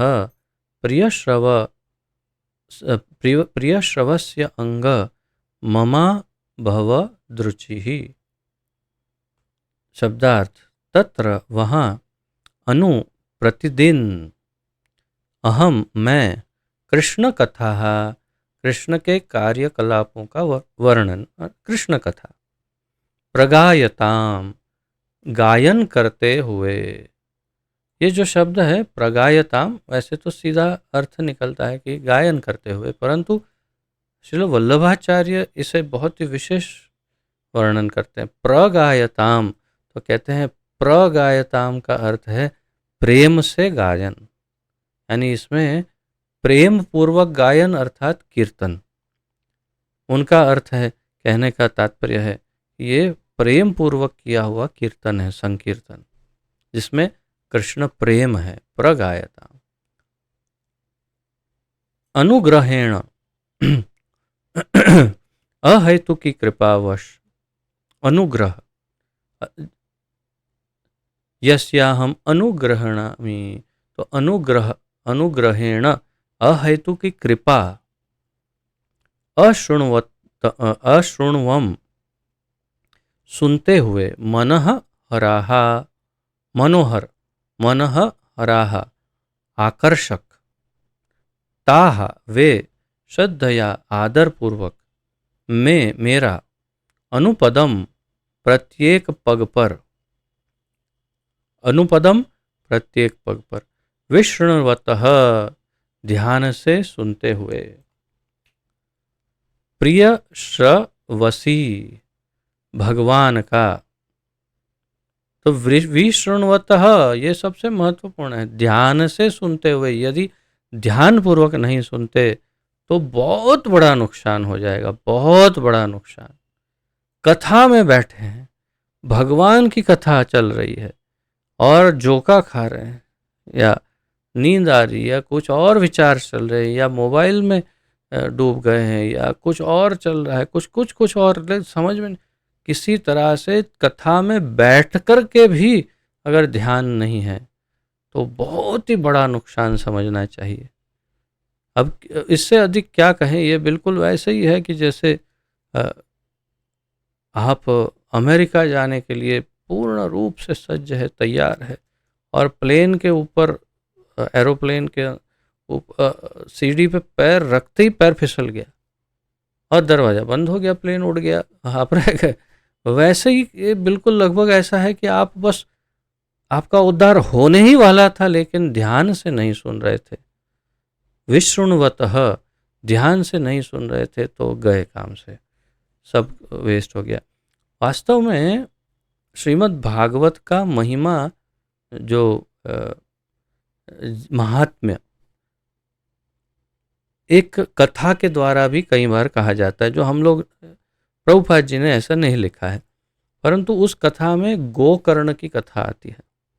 और गोकर्ण की कथा में ऐसी कथा है कि उनके भाई धुंधुकारी, जो अत्यंत, मतलब वो पापी, बिल्कुल राक्षस जैसे थे, वो मर जाते हैं, मृत्यु हो जाती है और भूत बन जाते, प्रेत। और उनके उद्धार के लिए गोकर्ण जी भागवत कथा सुनाते हैं, जिसमें गांव वाले भी बैठते हैं। पूरी कथा समाप्त होने के बाद धुंधुकारी के लिए वैकुंठ से विमान आता है, और धुंधुकारी उसमें बैठकर सीधा वैकुंठ चले जाते हैं। मुक्ति, संपूर्ण मुक्ति और भव बंधन से मुक्ति हो जाती है। और जितने गांव वाले थे वो सब के सब ऐसे ही बैठे रहते हैं, और फिर कंप्लेन करते हैं, ये क्या हुआ, इनके पर ये प्लेन आया, हम ऐसे ही बैठे हैं, ऐसा क्यों? तो गोकर्ण जी कहते हैं, क्योंकि विष्णुवतः नहीं था आपका, आप लोगों ने ध्यान पूर्वक कथा नहीं सुनी, प्रेम पूर्वक कथा नहीं सुनी, इसलिए आपका उद्धार नहीं हुआ। तो सबने जिद पकड़ी, नहीं तो फिर हमें एक और चांस दीजिए प्लीज़, एक बार और सुनाइए। चलो ठीक है, दोबारा उन्होंने भागवत सुनाई। संपूर्ण गांव वैकुंठ में, विमान आया और वैकुंठ, विमान में बैठकर वैकुंठ चला गया। ऐसी वो महिमा, महात्म्य की कथा है। तो विष्णुवतः, ध्यान से सुनना बहुत जरूरी है। अब आप लोग कैसे सुन रहे हैं, अपने आप को पूछो।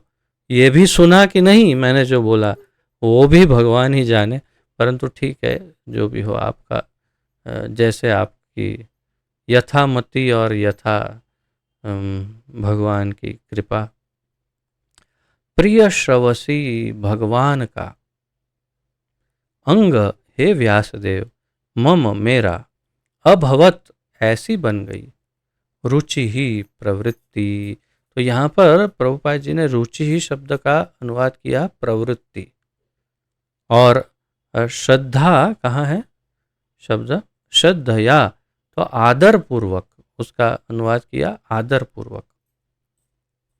क्योंकि मैंने जैसे बताया, ये विदेशी, अधिकतर अमेरिकन लोग या तो सभी विदेशी पाश्चात्य जगत के लोगों के दृष्टिकोण से लिखी थी, इसीलिए कुछ कुछ शब्दों के बड़े विशेष उन्होंने अनुवाद किए। तो श्रद्धया, तो श्रद्धा, परंतु उन्होंने अनुवाद किया आदरपूर्वक। और रुचि यानी प्रवृत्ति, उस प्रकार उन्होंने अनुवाद किया। परंतु हम जानते हैं, और श्रील विश्वनाथ चक्रवर्ती समझाएंगे कि यहाँ श्रद्धा का अर्थ अलग है, और यहाँ रुचि का अर्थ वो नहीं जो इसके पहले वाले श्लोक में था। तो हम आगे पढ़ते हैं। हे व्यासदेव, उस संगति में तथा उन महान वेदांतियों की कृपा से मैं उनके द्वारा भगवान कृष्ण की मनोहर लीलाओं का वर्णन सुन सका। और इस प्रकार ध्यानपूर्वक सुनते रहने से भगवान के विषय में प्रतिक्षण अधिकाधिक सुनने के प्रति मेरी रुचि बढ़ती गई, बढ़ती ही गई। अब इसके एक एक पार्ट को अलग से देखते हैं। हे व्यासदेव, उस संगति में, अर्थात उन शुद्ध भक्तों की संगति में, तथा उन महान वेदांतियों की कृपा से, वे समदर्शी थे और निष्पक्ष थे और अहेतु की कृपा करते थे, तो उनकी कृपा से मैं उनके द्वारा भगवान श्री कृष्ण की मनोहर लीलाओं का वर्णन सुन सका। तो भगवान की मनोहर लीलाओं का वर्णन सुनने का फल प्राप्त हुआ उससे। तो इसे हम अलग से मार्क करते हैं, अलग रंग से। और इस प्रकार ध्यानपूर्वक सुनते रहने से, और इस प्रकार ध्यानपूर्वक इसे मार्क करते हैं, सुनते रहने से क्या हुआ, भगवान के विषय में प्रतिक्षण अधिकाधिक सुनने के प्रति मेरी रुचि बढ़ती गई। तो ध्यान पूर्वक सुनने से इसे अलग मार्क करते हैं, फिर उसे अलग मार्क करते हैं। भगवान के विषय में प्रतिक्षण अधिकाधिक सुनने की, प्रतिक्षण अधिकाधिक सुनने के प्रति मेरी रुचि बढ़ती ही गई। तो ये महत्वपूर्ण है। तो उनकी संगति से, उनकी कृपा से, उनके द्वारा भगवान की जो मनोहर लीला का जो वर्णन करते, कथा करते थे कृष्ण की, वेदांती थे लेकिन कृष्ण कथा करते थे। और क्या करते थे? कृष्ण कथा, अर्थात ऐसा कुछ भी नहीं कि इनकी कथा उनकी कथा और प्रभुपाद जी ने कृष्ण कथा लिखा, नहीं, बोला कि कृष्ण कथा, भगवान श्री कृष्ण की कथा करते थे। अर्थात ये पहले के मनवंतर की बात है, तब भी वे कृष्ण कथा करते थे। अर्थात इसका अर्थ हम ये निकाल सकते हैं कि वे कृष्ण के विषय में जानते थे। ये एक बड़ी विशिष्ट बात है, और वो भी वेदांती ब्राह्मण होते हुए भी कृष्ण के विषय में जानते थे। क्योंकि कृष्ण भगवान तो केवल ब्रह्मा जी के एक दिन में एक ही बार आते हैं। तो फिर कब आए थे और कब सुना होगा, ये विषय चर्चा का है, अन्य अलग विषय है। और ध्यान पूर्वक सुनते रहने से, सबसे महत्वपूर्ण, ध्यान पूर्वक सुनते रहने से, इसे आप हमेशा स्मरण रखें। ध्यान पूर्वक सुनते रहने से प्रतिक्षण अधिकाधिक सुनने के प्रति मेरी रुचि बढ़ती ही गई।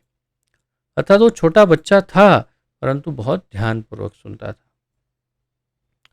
जैसे हमारे ग्रुप में भी कई बच्चे ऐसे हैं, हमारे इस परिवार में कितने सारे ऐसे बच्चे हैं जो बहुत ही विलक्षण है, बहुत ही सामान्य बच्चों से बिल्कुल भिन्न है, और उनको कथा में बड़ी बड़ी रुचि है। जैसे आपके अभी हमारे सामने जो है उनमें से एक है राज प्रभु। इतनी छोटी आयु है, बहुत ही छोटे से बच्चे ही, बालक ही है समझिए, और कई वर्षों से, अब तो थोड़े बड़े भी हो रहे हैं, परंतु पहले तो काफ़ी बाल्यावस्था में उनकी अभूतपूर्व रुचि भगवत कथा में देखकर हम हमेशा आश्चर्यचकित होते। इतना छोटा बच्चा और इतनी अधिक रुचि, और रुचि कैसी? बहुत ध्यानपूर्वक सुनते, इसके कारण वे बहुत उत्तम उत्तर दे सकते हैं और उनका ज्ञान भी बहुत ही अच्छा है। तो ये बहुत विशेष लक्षण श्रोता में, ग्रहणकर्ता या स्टूडेंट या छात्र या शिष्य में जो होने चाहिए वो गुण है, ध्यानपूर्वक सुनना, और इसे रुचि बढ़ती गई। तात्पर्य, परम पुरुष भगवान श्री कृष्ण न केवल अपने व्यक्तिगत लक्षणों के कारण आकर्षक है, अपितु अपने दिव्य कार्यकलापों के कारण भी हैं।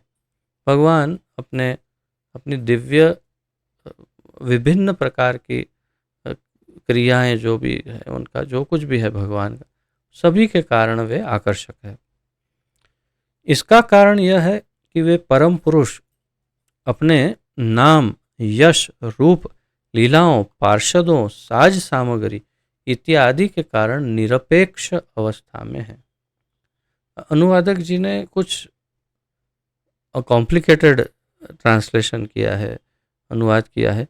सरल, प्रभुपाद जी ने काफ़ी सरल लिखा है इंग्लिश में। उन्होंने निरपेक्ष, यहाँ जो शब्द है हिंदी में, उनका मूल शब्द है एब्सोल्यूट या एब्सोल्यूट ट्रुथ। एब्सोल्यूट का अर्थ है पूर्ण या शुद्धतम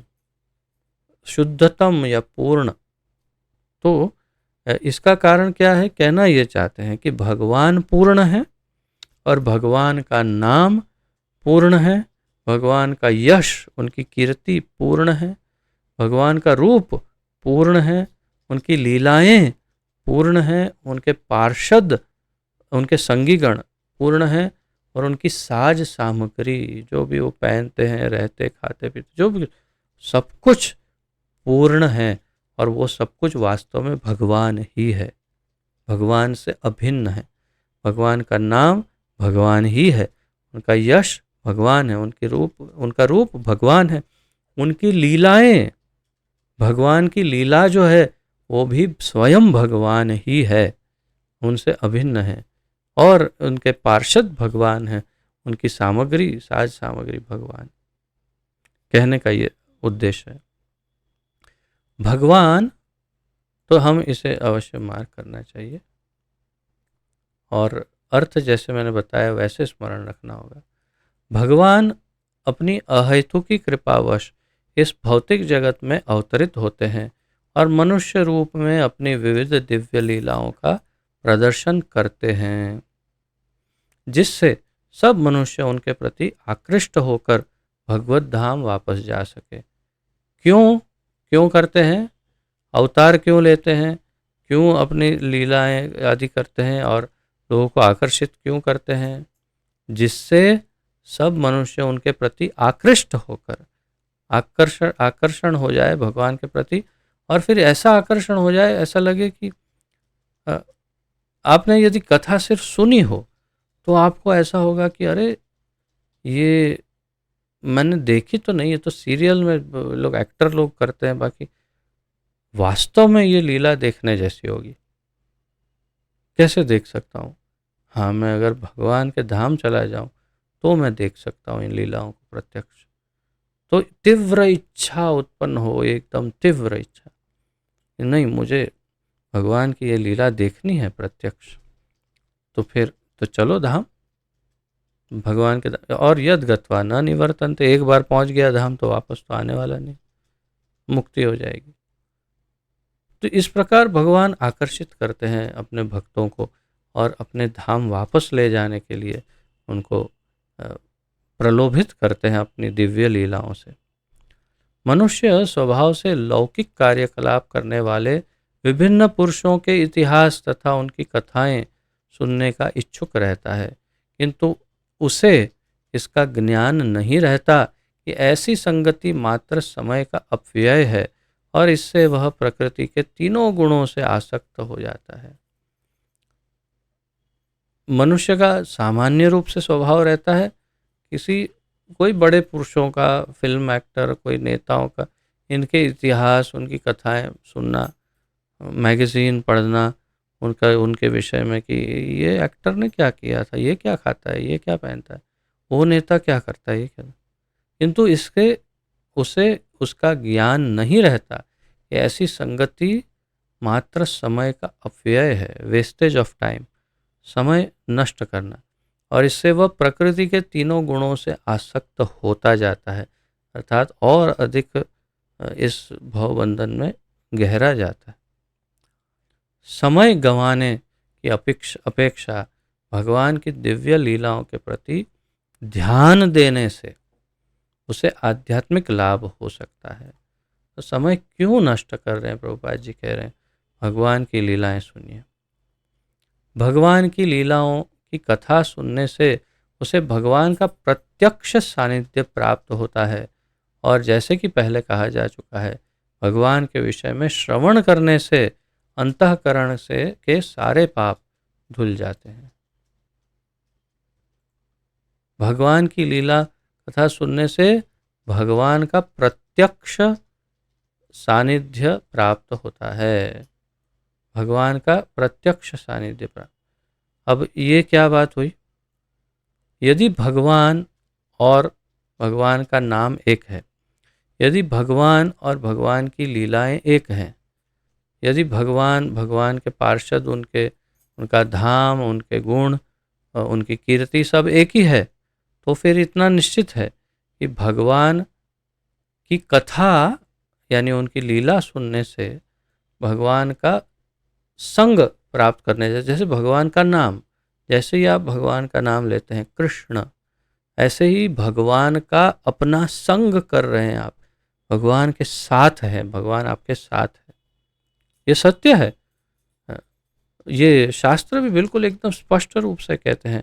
नाम चिंतामणि कृष्ण चैतन्य रस विग्रह पूर्ण शुद्धो नित्य मुक्तो अभिन्नत्वान नाम नामिनो, नाम और नामी में कोई अंतर नहीं है। कृष्ण ही ना भगवान है और भगवान अपना नाम है, नाम ही भगवान है, दोनों एक ही है। भगवान में और नाम में अंतर नहीं है। तो उनकी कथा में और भगवान में अंतर नहीं है। तो जैसी आप कथा सुनते हैं, वास्तव में आप भगवान का संग ही कर रहे हैं। और जैसे पहले कहा जा चुका है, भगवान के विषय में श्रवण करने से अंतःकरण के सारे पाप धुल जाते हैं। तो ये कहाँ हमने सुना? श्रीमद् भागवत के प्रथम स्कंद के दूसरे अध्याय के 17वें श्लोक में हमने पढ़ा, शृण्वतां स्वकथा कृष्ण पुण्य श्रवण कीर्तन हृद्यंतस्तो ह्य अभद्राणि विधुनोति सुहृत्सताम।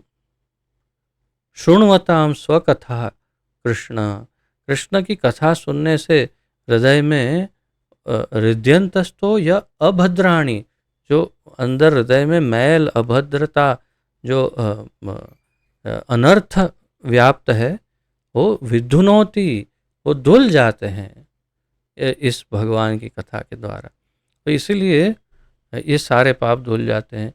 इस प्रकार से पापों के धुल जाने पर श्रोता धीरे धीरे सांसारिक संगति से मुक्त होकर भगवान के स्वरूप के प्रति आकृष्ट होता है और धीरे धीरे भगवान के प्रति उसका आकर्षण उत्पन्न होता है।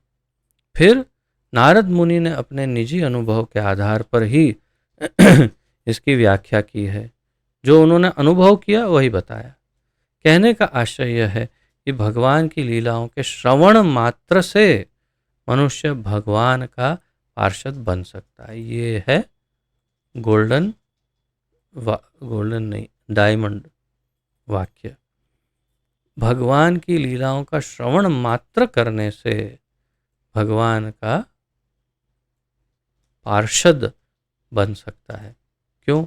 भगवान के पार्षद बने ना नारद मुनि, भगवान की लीलाओं का श्रवण किया और दूसरे जन्म में नारद मुनि बन गए। जो भगवान के पार्षद हैं, उनके शुद्धतम भक्त हैं, ये हो सकता है।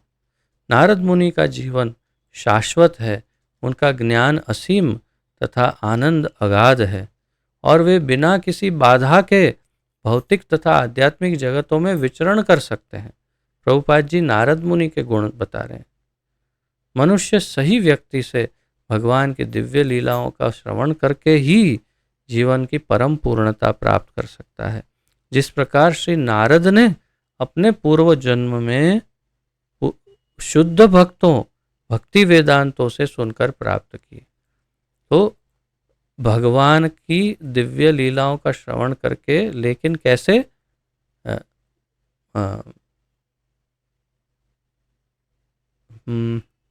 सही व्यक्ति से, ये महत्वपूर्ण है। सही व्यक्ति से, योग्य व्यक्ति से। ऐसे शास्त्र कहते हैं कि यदि किसी सर्प का पिया हुआ दूध पिए तो मृत्यु हो जाती है, भले ही वो दूध अमृत के तुल्य क्यों ना हो। तो अवैष्णव मुखाद गृणम पूतम हरि कथा अमृतम श्रवणम नैव कर्तव्यम सर्पोच्चिष्टम यथा पयः। अर्थात जैसे सांप का पिया हुआ दूध जहर बन जाता है, वैसे अवैष्णव के मुख से नहीं सुनना चाहिए, आडंबरी भक्त के मुख से नहीं सुनना चाहिए, पैसे लेकर कथा करने वाले कथावाचक से भागवत नहीं सुननी चाहिए, अन्यथा कोई फायदा नहीं होने वाला उससे। केवल जैसे प्रभुपाद जी या श्रील भक्ति सिद्धांत सरस्वती कहते हैं, ये सब कान की और मुख की एक्सरसाइज के जैसा हो जाएगा कि आपने सुना, कान में कुछ कुछ आवाज़ें गूंजी, गुण गुण गुण गुण, और मुख चलाया आपने, वो हो गया, लेकिन कोई फ़ायदा नहीं, क्योंकि शुद्ध भक्त है ही नहीं सामने बैठे हुए जो सुना रहे हैं, तो वो क्या सुनाएंगे आपको। यही है बात। तो शुद्ध भक्तों से सुनिए, तब नारद जी जैसा उद्धार हो सकता है। भक्तों की संगति में रहकर श्रवण करने की यह विधि इस कलह प्रधान कलयुग के लिए विशेष रूप से संस्तुत की गई है। भक्तों की संगति में रहकर श्रवण करने की विधि, ये सबसे महत्वपूर्ण बात है। कैसे सुने? भक्तों की संगति में रहे, श्रवण करे, और ये कलह प्रधान युग के लिए विशेष रूप से कही गई है। श्रील प्रभुपाद जी का तात्पर्य यहाँ पूर्ण हुआ। अब हम आचार्यों के मत को थोड़ा सा देख लेते हैं।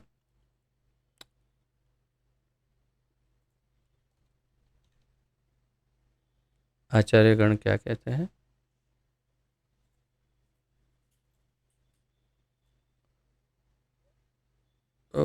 श्री विश्वनाथ चक्रवर्ती कहते हैं, यहाँ श्रद्धा 10वें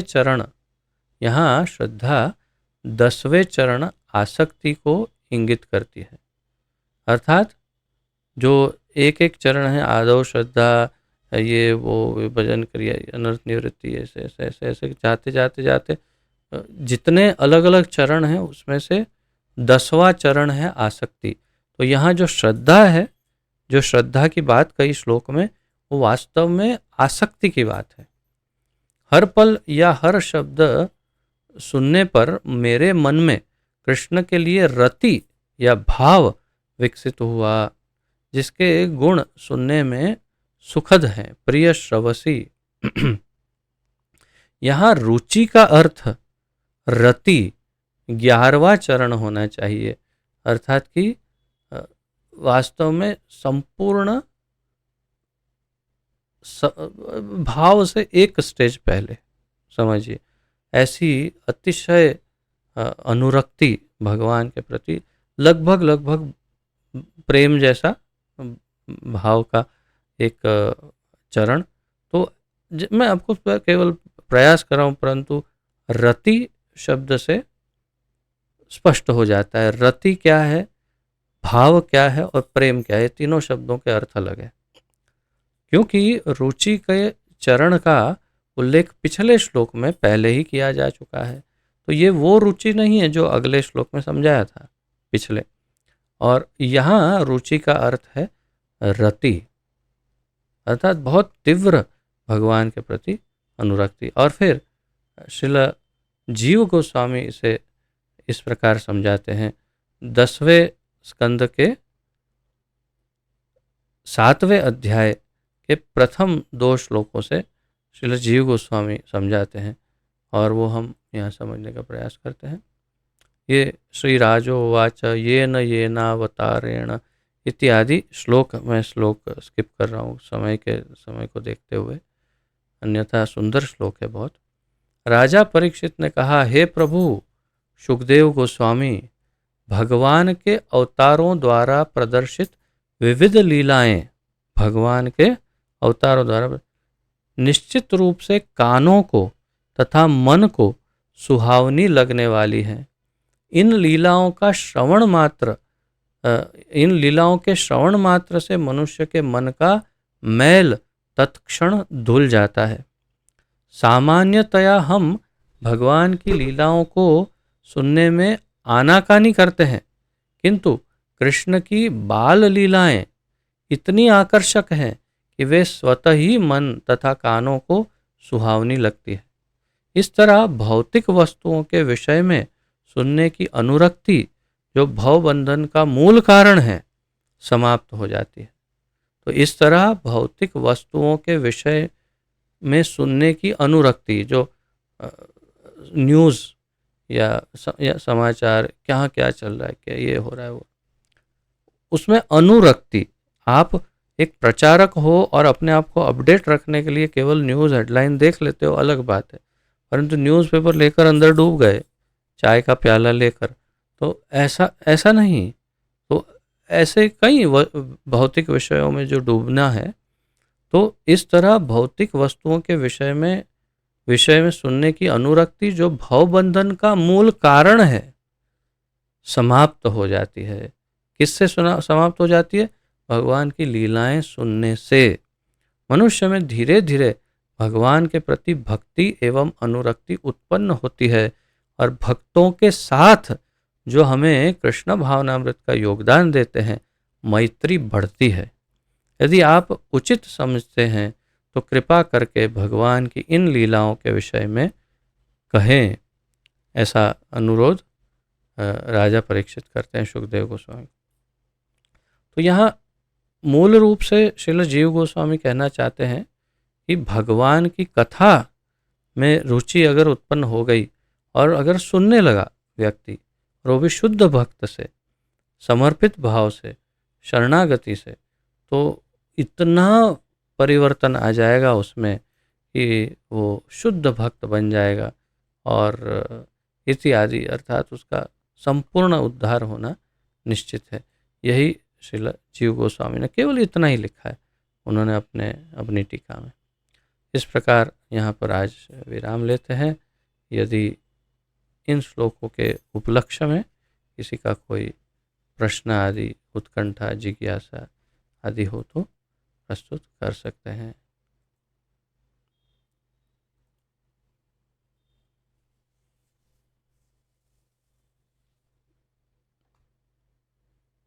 जी प्रभु जी, द्वारका चैतन्य प्रभु, आप माइक अनम्यूट करिए। माइक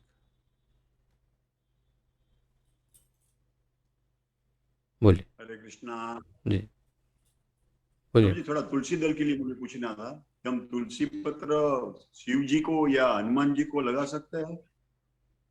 क्यों अचानक, मतलब इसमें कोई संदर्भ? अभी नहीं नहीं, मैंने अभी सुना था कि उज्जैन में महाकाल है, वहां भी तुलसी की माला लगा रहे हैं सब। तो मैंने बोला हम तो विष्णु के सिवा किसी को नहीं लगाते तुलसी पत्र तो वैसे आपका तो इसके प्रश्न लिए जो थोड़ी। है उस विषय के संदर्भ में तो नहीं है, और नहीं नहीं नहीं। लेकिन फिर भी मैं मेरी मेरी जितनी जानकारी है, जितनी आपकी जानकारी है, उतनी मेरी है। अब तक हमने जितना भी शास्त्रों को पढ़ा है, कहीं भी कभी भी ऐसा नहीं पढ़ा कि तुलसी विष्णु तत्व के उपरांत किसी अन्य देवता या किसी को अर्पण यानी समर्पण किया जाता हो, ऐसा मैंने कभी नहीं सुना। उन्हें प्रसाद के रूप में निश्चित रूप से दिया जा सकता है।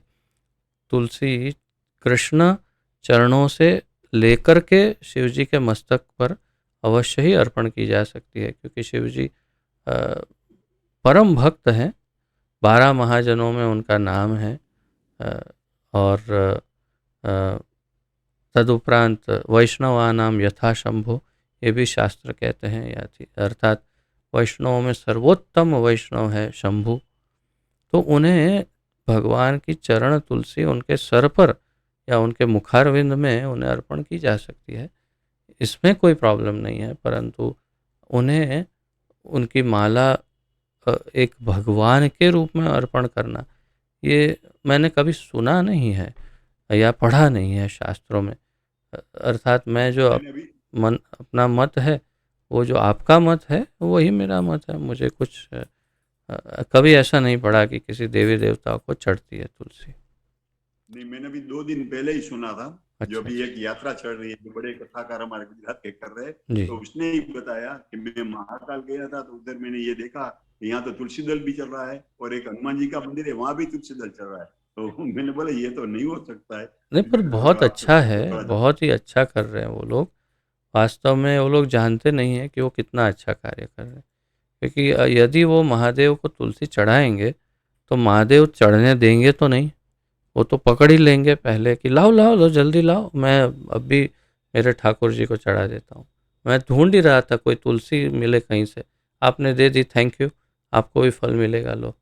हनुमान जी को तुलसी देते ही एकदम नाच उठेंगे, अरे वाह, लाओ लाओ, हमारे राम जी के चरणों में चढ़ेगी, लाओ लाओ, ले लो और चढ़ा दो। तो वो स्वीकार तो करने ही वाले नहीं है, परंतु आनंदित हो जाएंगे कि लाओ भाई, तुझे समझ नहीं आती तो क्या हो गया, पर तूने काम बहुत बढ़िया किया है, मुझे तुलसी दी है, मैं अपने ठाकुर जी की सेवा करूंगा। ये भाव से वे स्वीकार कर लेंगे। धन्यवाद। अरे, अन्य किसी का कोई प्रश्न आदि हो विषय अनुसार, विषय के उपलक्ष्य में हो तो अधिक उत्तम है। बोलिए निताय प्रभु। हरे कृष्ण प्रभु जी, दंडवत प्रणाम। जय श्री प्रभुपाद गुरु। जय। प्रभु जी, मेरा प्रश्न ऐसा जानना था कि हम तो श्रद्धा पूर्वक श्रवण करने चाहते हैं, लेकिन मन विचलित हो जाते हैं। जैसा क्लास पूरा सुनने में पूरा तो श्रद्धा पूर्वक मतलब श्रद्धा पूर्वक श्रवण नहीं कर पाते। कुछ कुछ याद रहता है, अच्छा मतलब कुछ बातें याद में रह जाते हैं। ऐसा क्यों होता है? यही शरणागति की तो बात है। यदि हम गुरु तत्व के प्रति समर्पित है, शरणागत है, अनुरक्त है, संपूर्ण 100% शरण है यदि गुरु तत्व के प्रति, तो हमारे अंदर वो रुचि अपने आप जागृत होगी। अगर हमारा अहंकार हमें गुरु के प्रति संपूर्ण शरणागति उत्पन्न नहीं करने देता, तो हम नहीं, हमारी चेतना विकसित हो ही नहीं पाएगी, या अधूरी रह जाएगी, या नहीं होगी, आगे नहीं बढ़ेगी चेतना, क्योंकि अंदर डाउट है। ओ ये तो मनुष्य है, ओ ये तो ऐसा दिखता है, ओ ये तो ऐसा करता है, ओ ये तो खाता है, ये तो पीता है, ये तो फिर ये तो बीमार भी पड़ता है, तो ये तो मनुष्य है, इसमें दोष है। तो उसके दोष दर्शन यदि हम करते हैं गुरु तत्व के, और संपूर्ण 100% भगवान के समान श्रद्धा यदि ना हो उनके ऊपर, तो फिर हम नहीं आगे बढ़ सकते। वैसे ही उसी प्रकार हमारी परंपरा में यदि संपूर्ण 100% यदि हमारा भाव समर्पण का ना हो, तो हम प्रगति नहीं कर सकते। इसी प्रकार शास्त्रों में 100% श्रद्धा ना हो तो हम प्रगति नहीं कर सकते, और हमारे हृदय में कोमलता नहीं आएगी। और यदि फिर भी कोमलता चाहिए, तो उसका रास्ता आज दिखा दिया है कि ढूंढिए किसी शुद्ध भक्त को, उनका प्रसाद खाइए, उनकी सेवा करिए, उनको प्रसन्न करिए। और प्रसन्न कैसे किया जाता है वो पता नहीं चल रहा हो, तो अन्य किसी अति सीनियर भक्तों को पूछिए कि कैसे गुरु को प्रसन्न करते हैं, कैसे शुद्ध भक्तों को प्रसन्न करते हैं, और ऐसा हमें क्या करना चाहिए।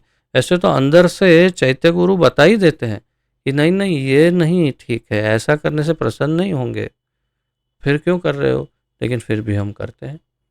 तो हम जानते भी हैं, लेकिन फिर भी हम करते हैं। शायद हमारा ये दुर्भाग्य है, और इसीलिए हम प्रसन्न नहीं कर पाते हैं। जब प्रसन्न नहीं कर पाते तो प्रगति नहीं होती।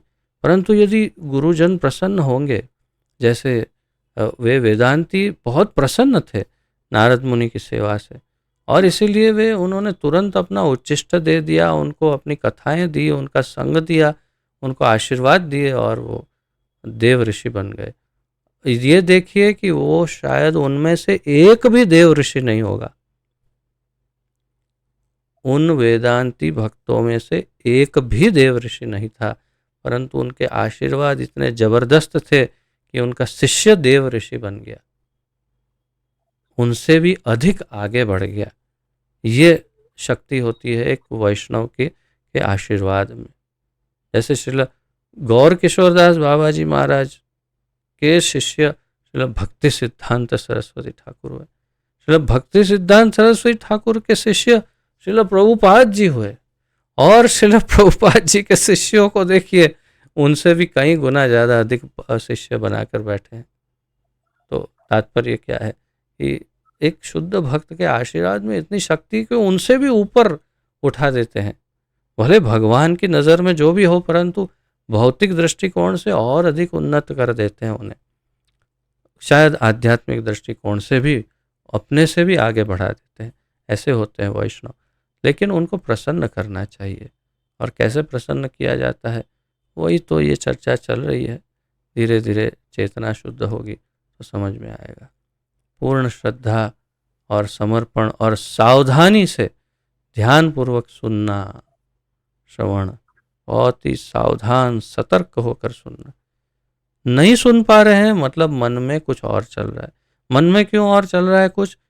क्योंकि अहंकार है। कौन सा अहंकार? मैं ये शरीर हूँ, मुझे ये ठीक करना है, ओ ये नहीं, अरे ये कैसे होगा, वो क्या करूँ, इसका क्या करूँ, ये है वो है। भगवान पर श्रद्धा रखो, उनकी कथा सुन रहे हैं, वो सब कुछ सही करेंगे। वे अपने भक्तों की पूरी देखभाल करते हैं। श्रद्धा से, समर्पण से सुनिए तो सब सही होगा। ये बहुत जरूरी है। उचित है।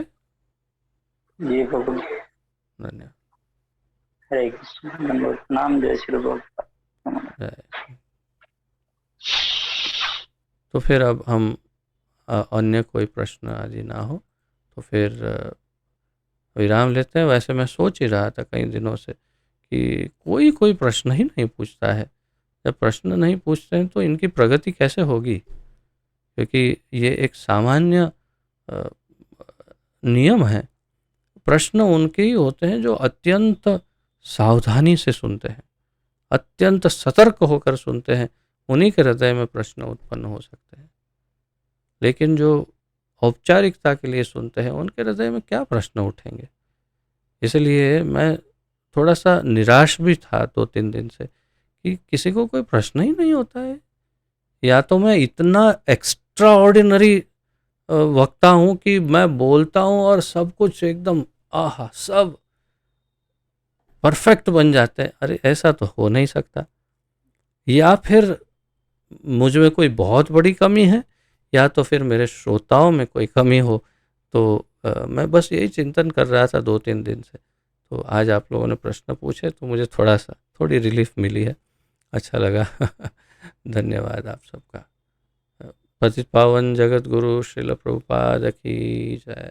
पतित पावन गुरुदेव की जय। ग्रंथराज श्रीमद् भागवत महापुराण की जय। अनंत कोटि गौर भक्त वृंद वैष्णव वृंद की जय। निताय गौर प्रेमानंदे। हरि हरि बोल। वाञ्छा कल्पतरुभ्यश्च कृपा सिंधुभ्य एव च पतितानां पावनेभ्यो वैष्णवेभ्यो नमो नमः। आप सबको कोटि कोटि दंडवत प्रणाम। आप सबका बहुत बहुत धन्यवाद। हरे कृष्ण।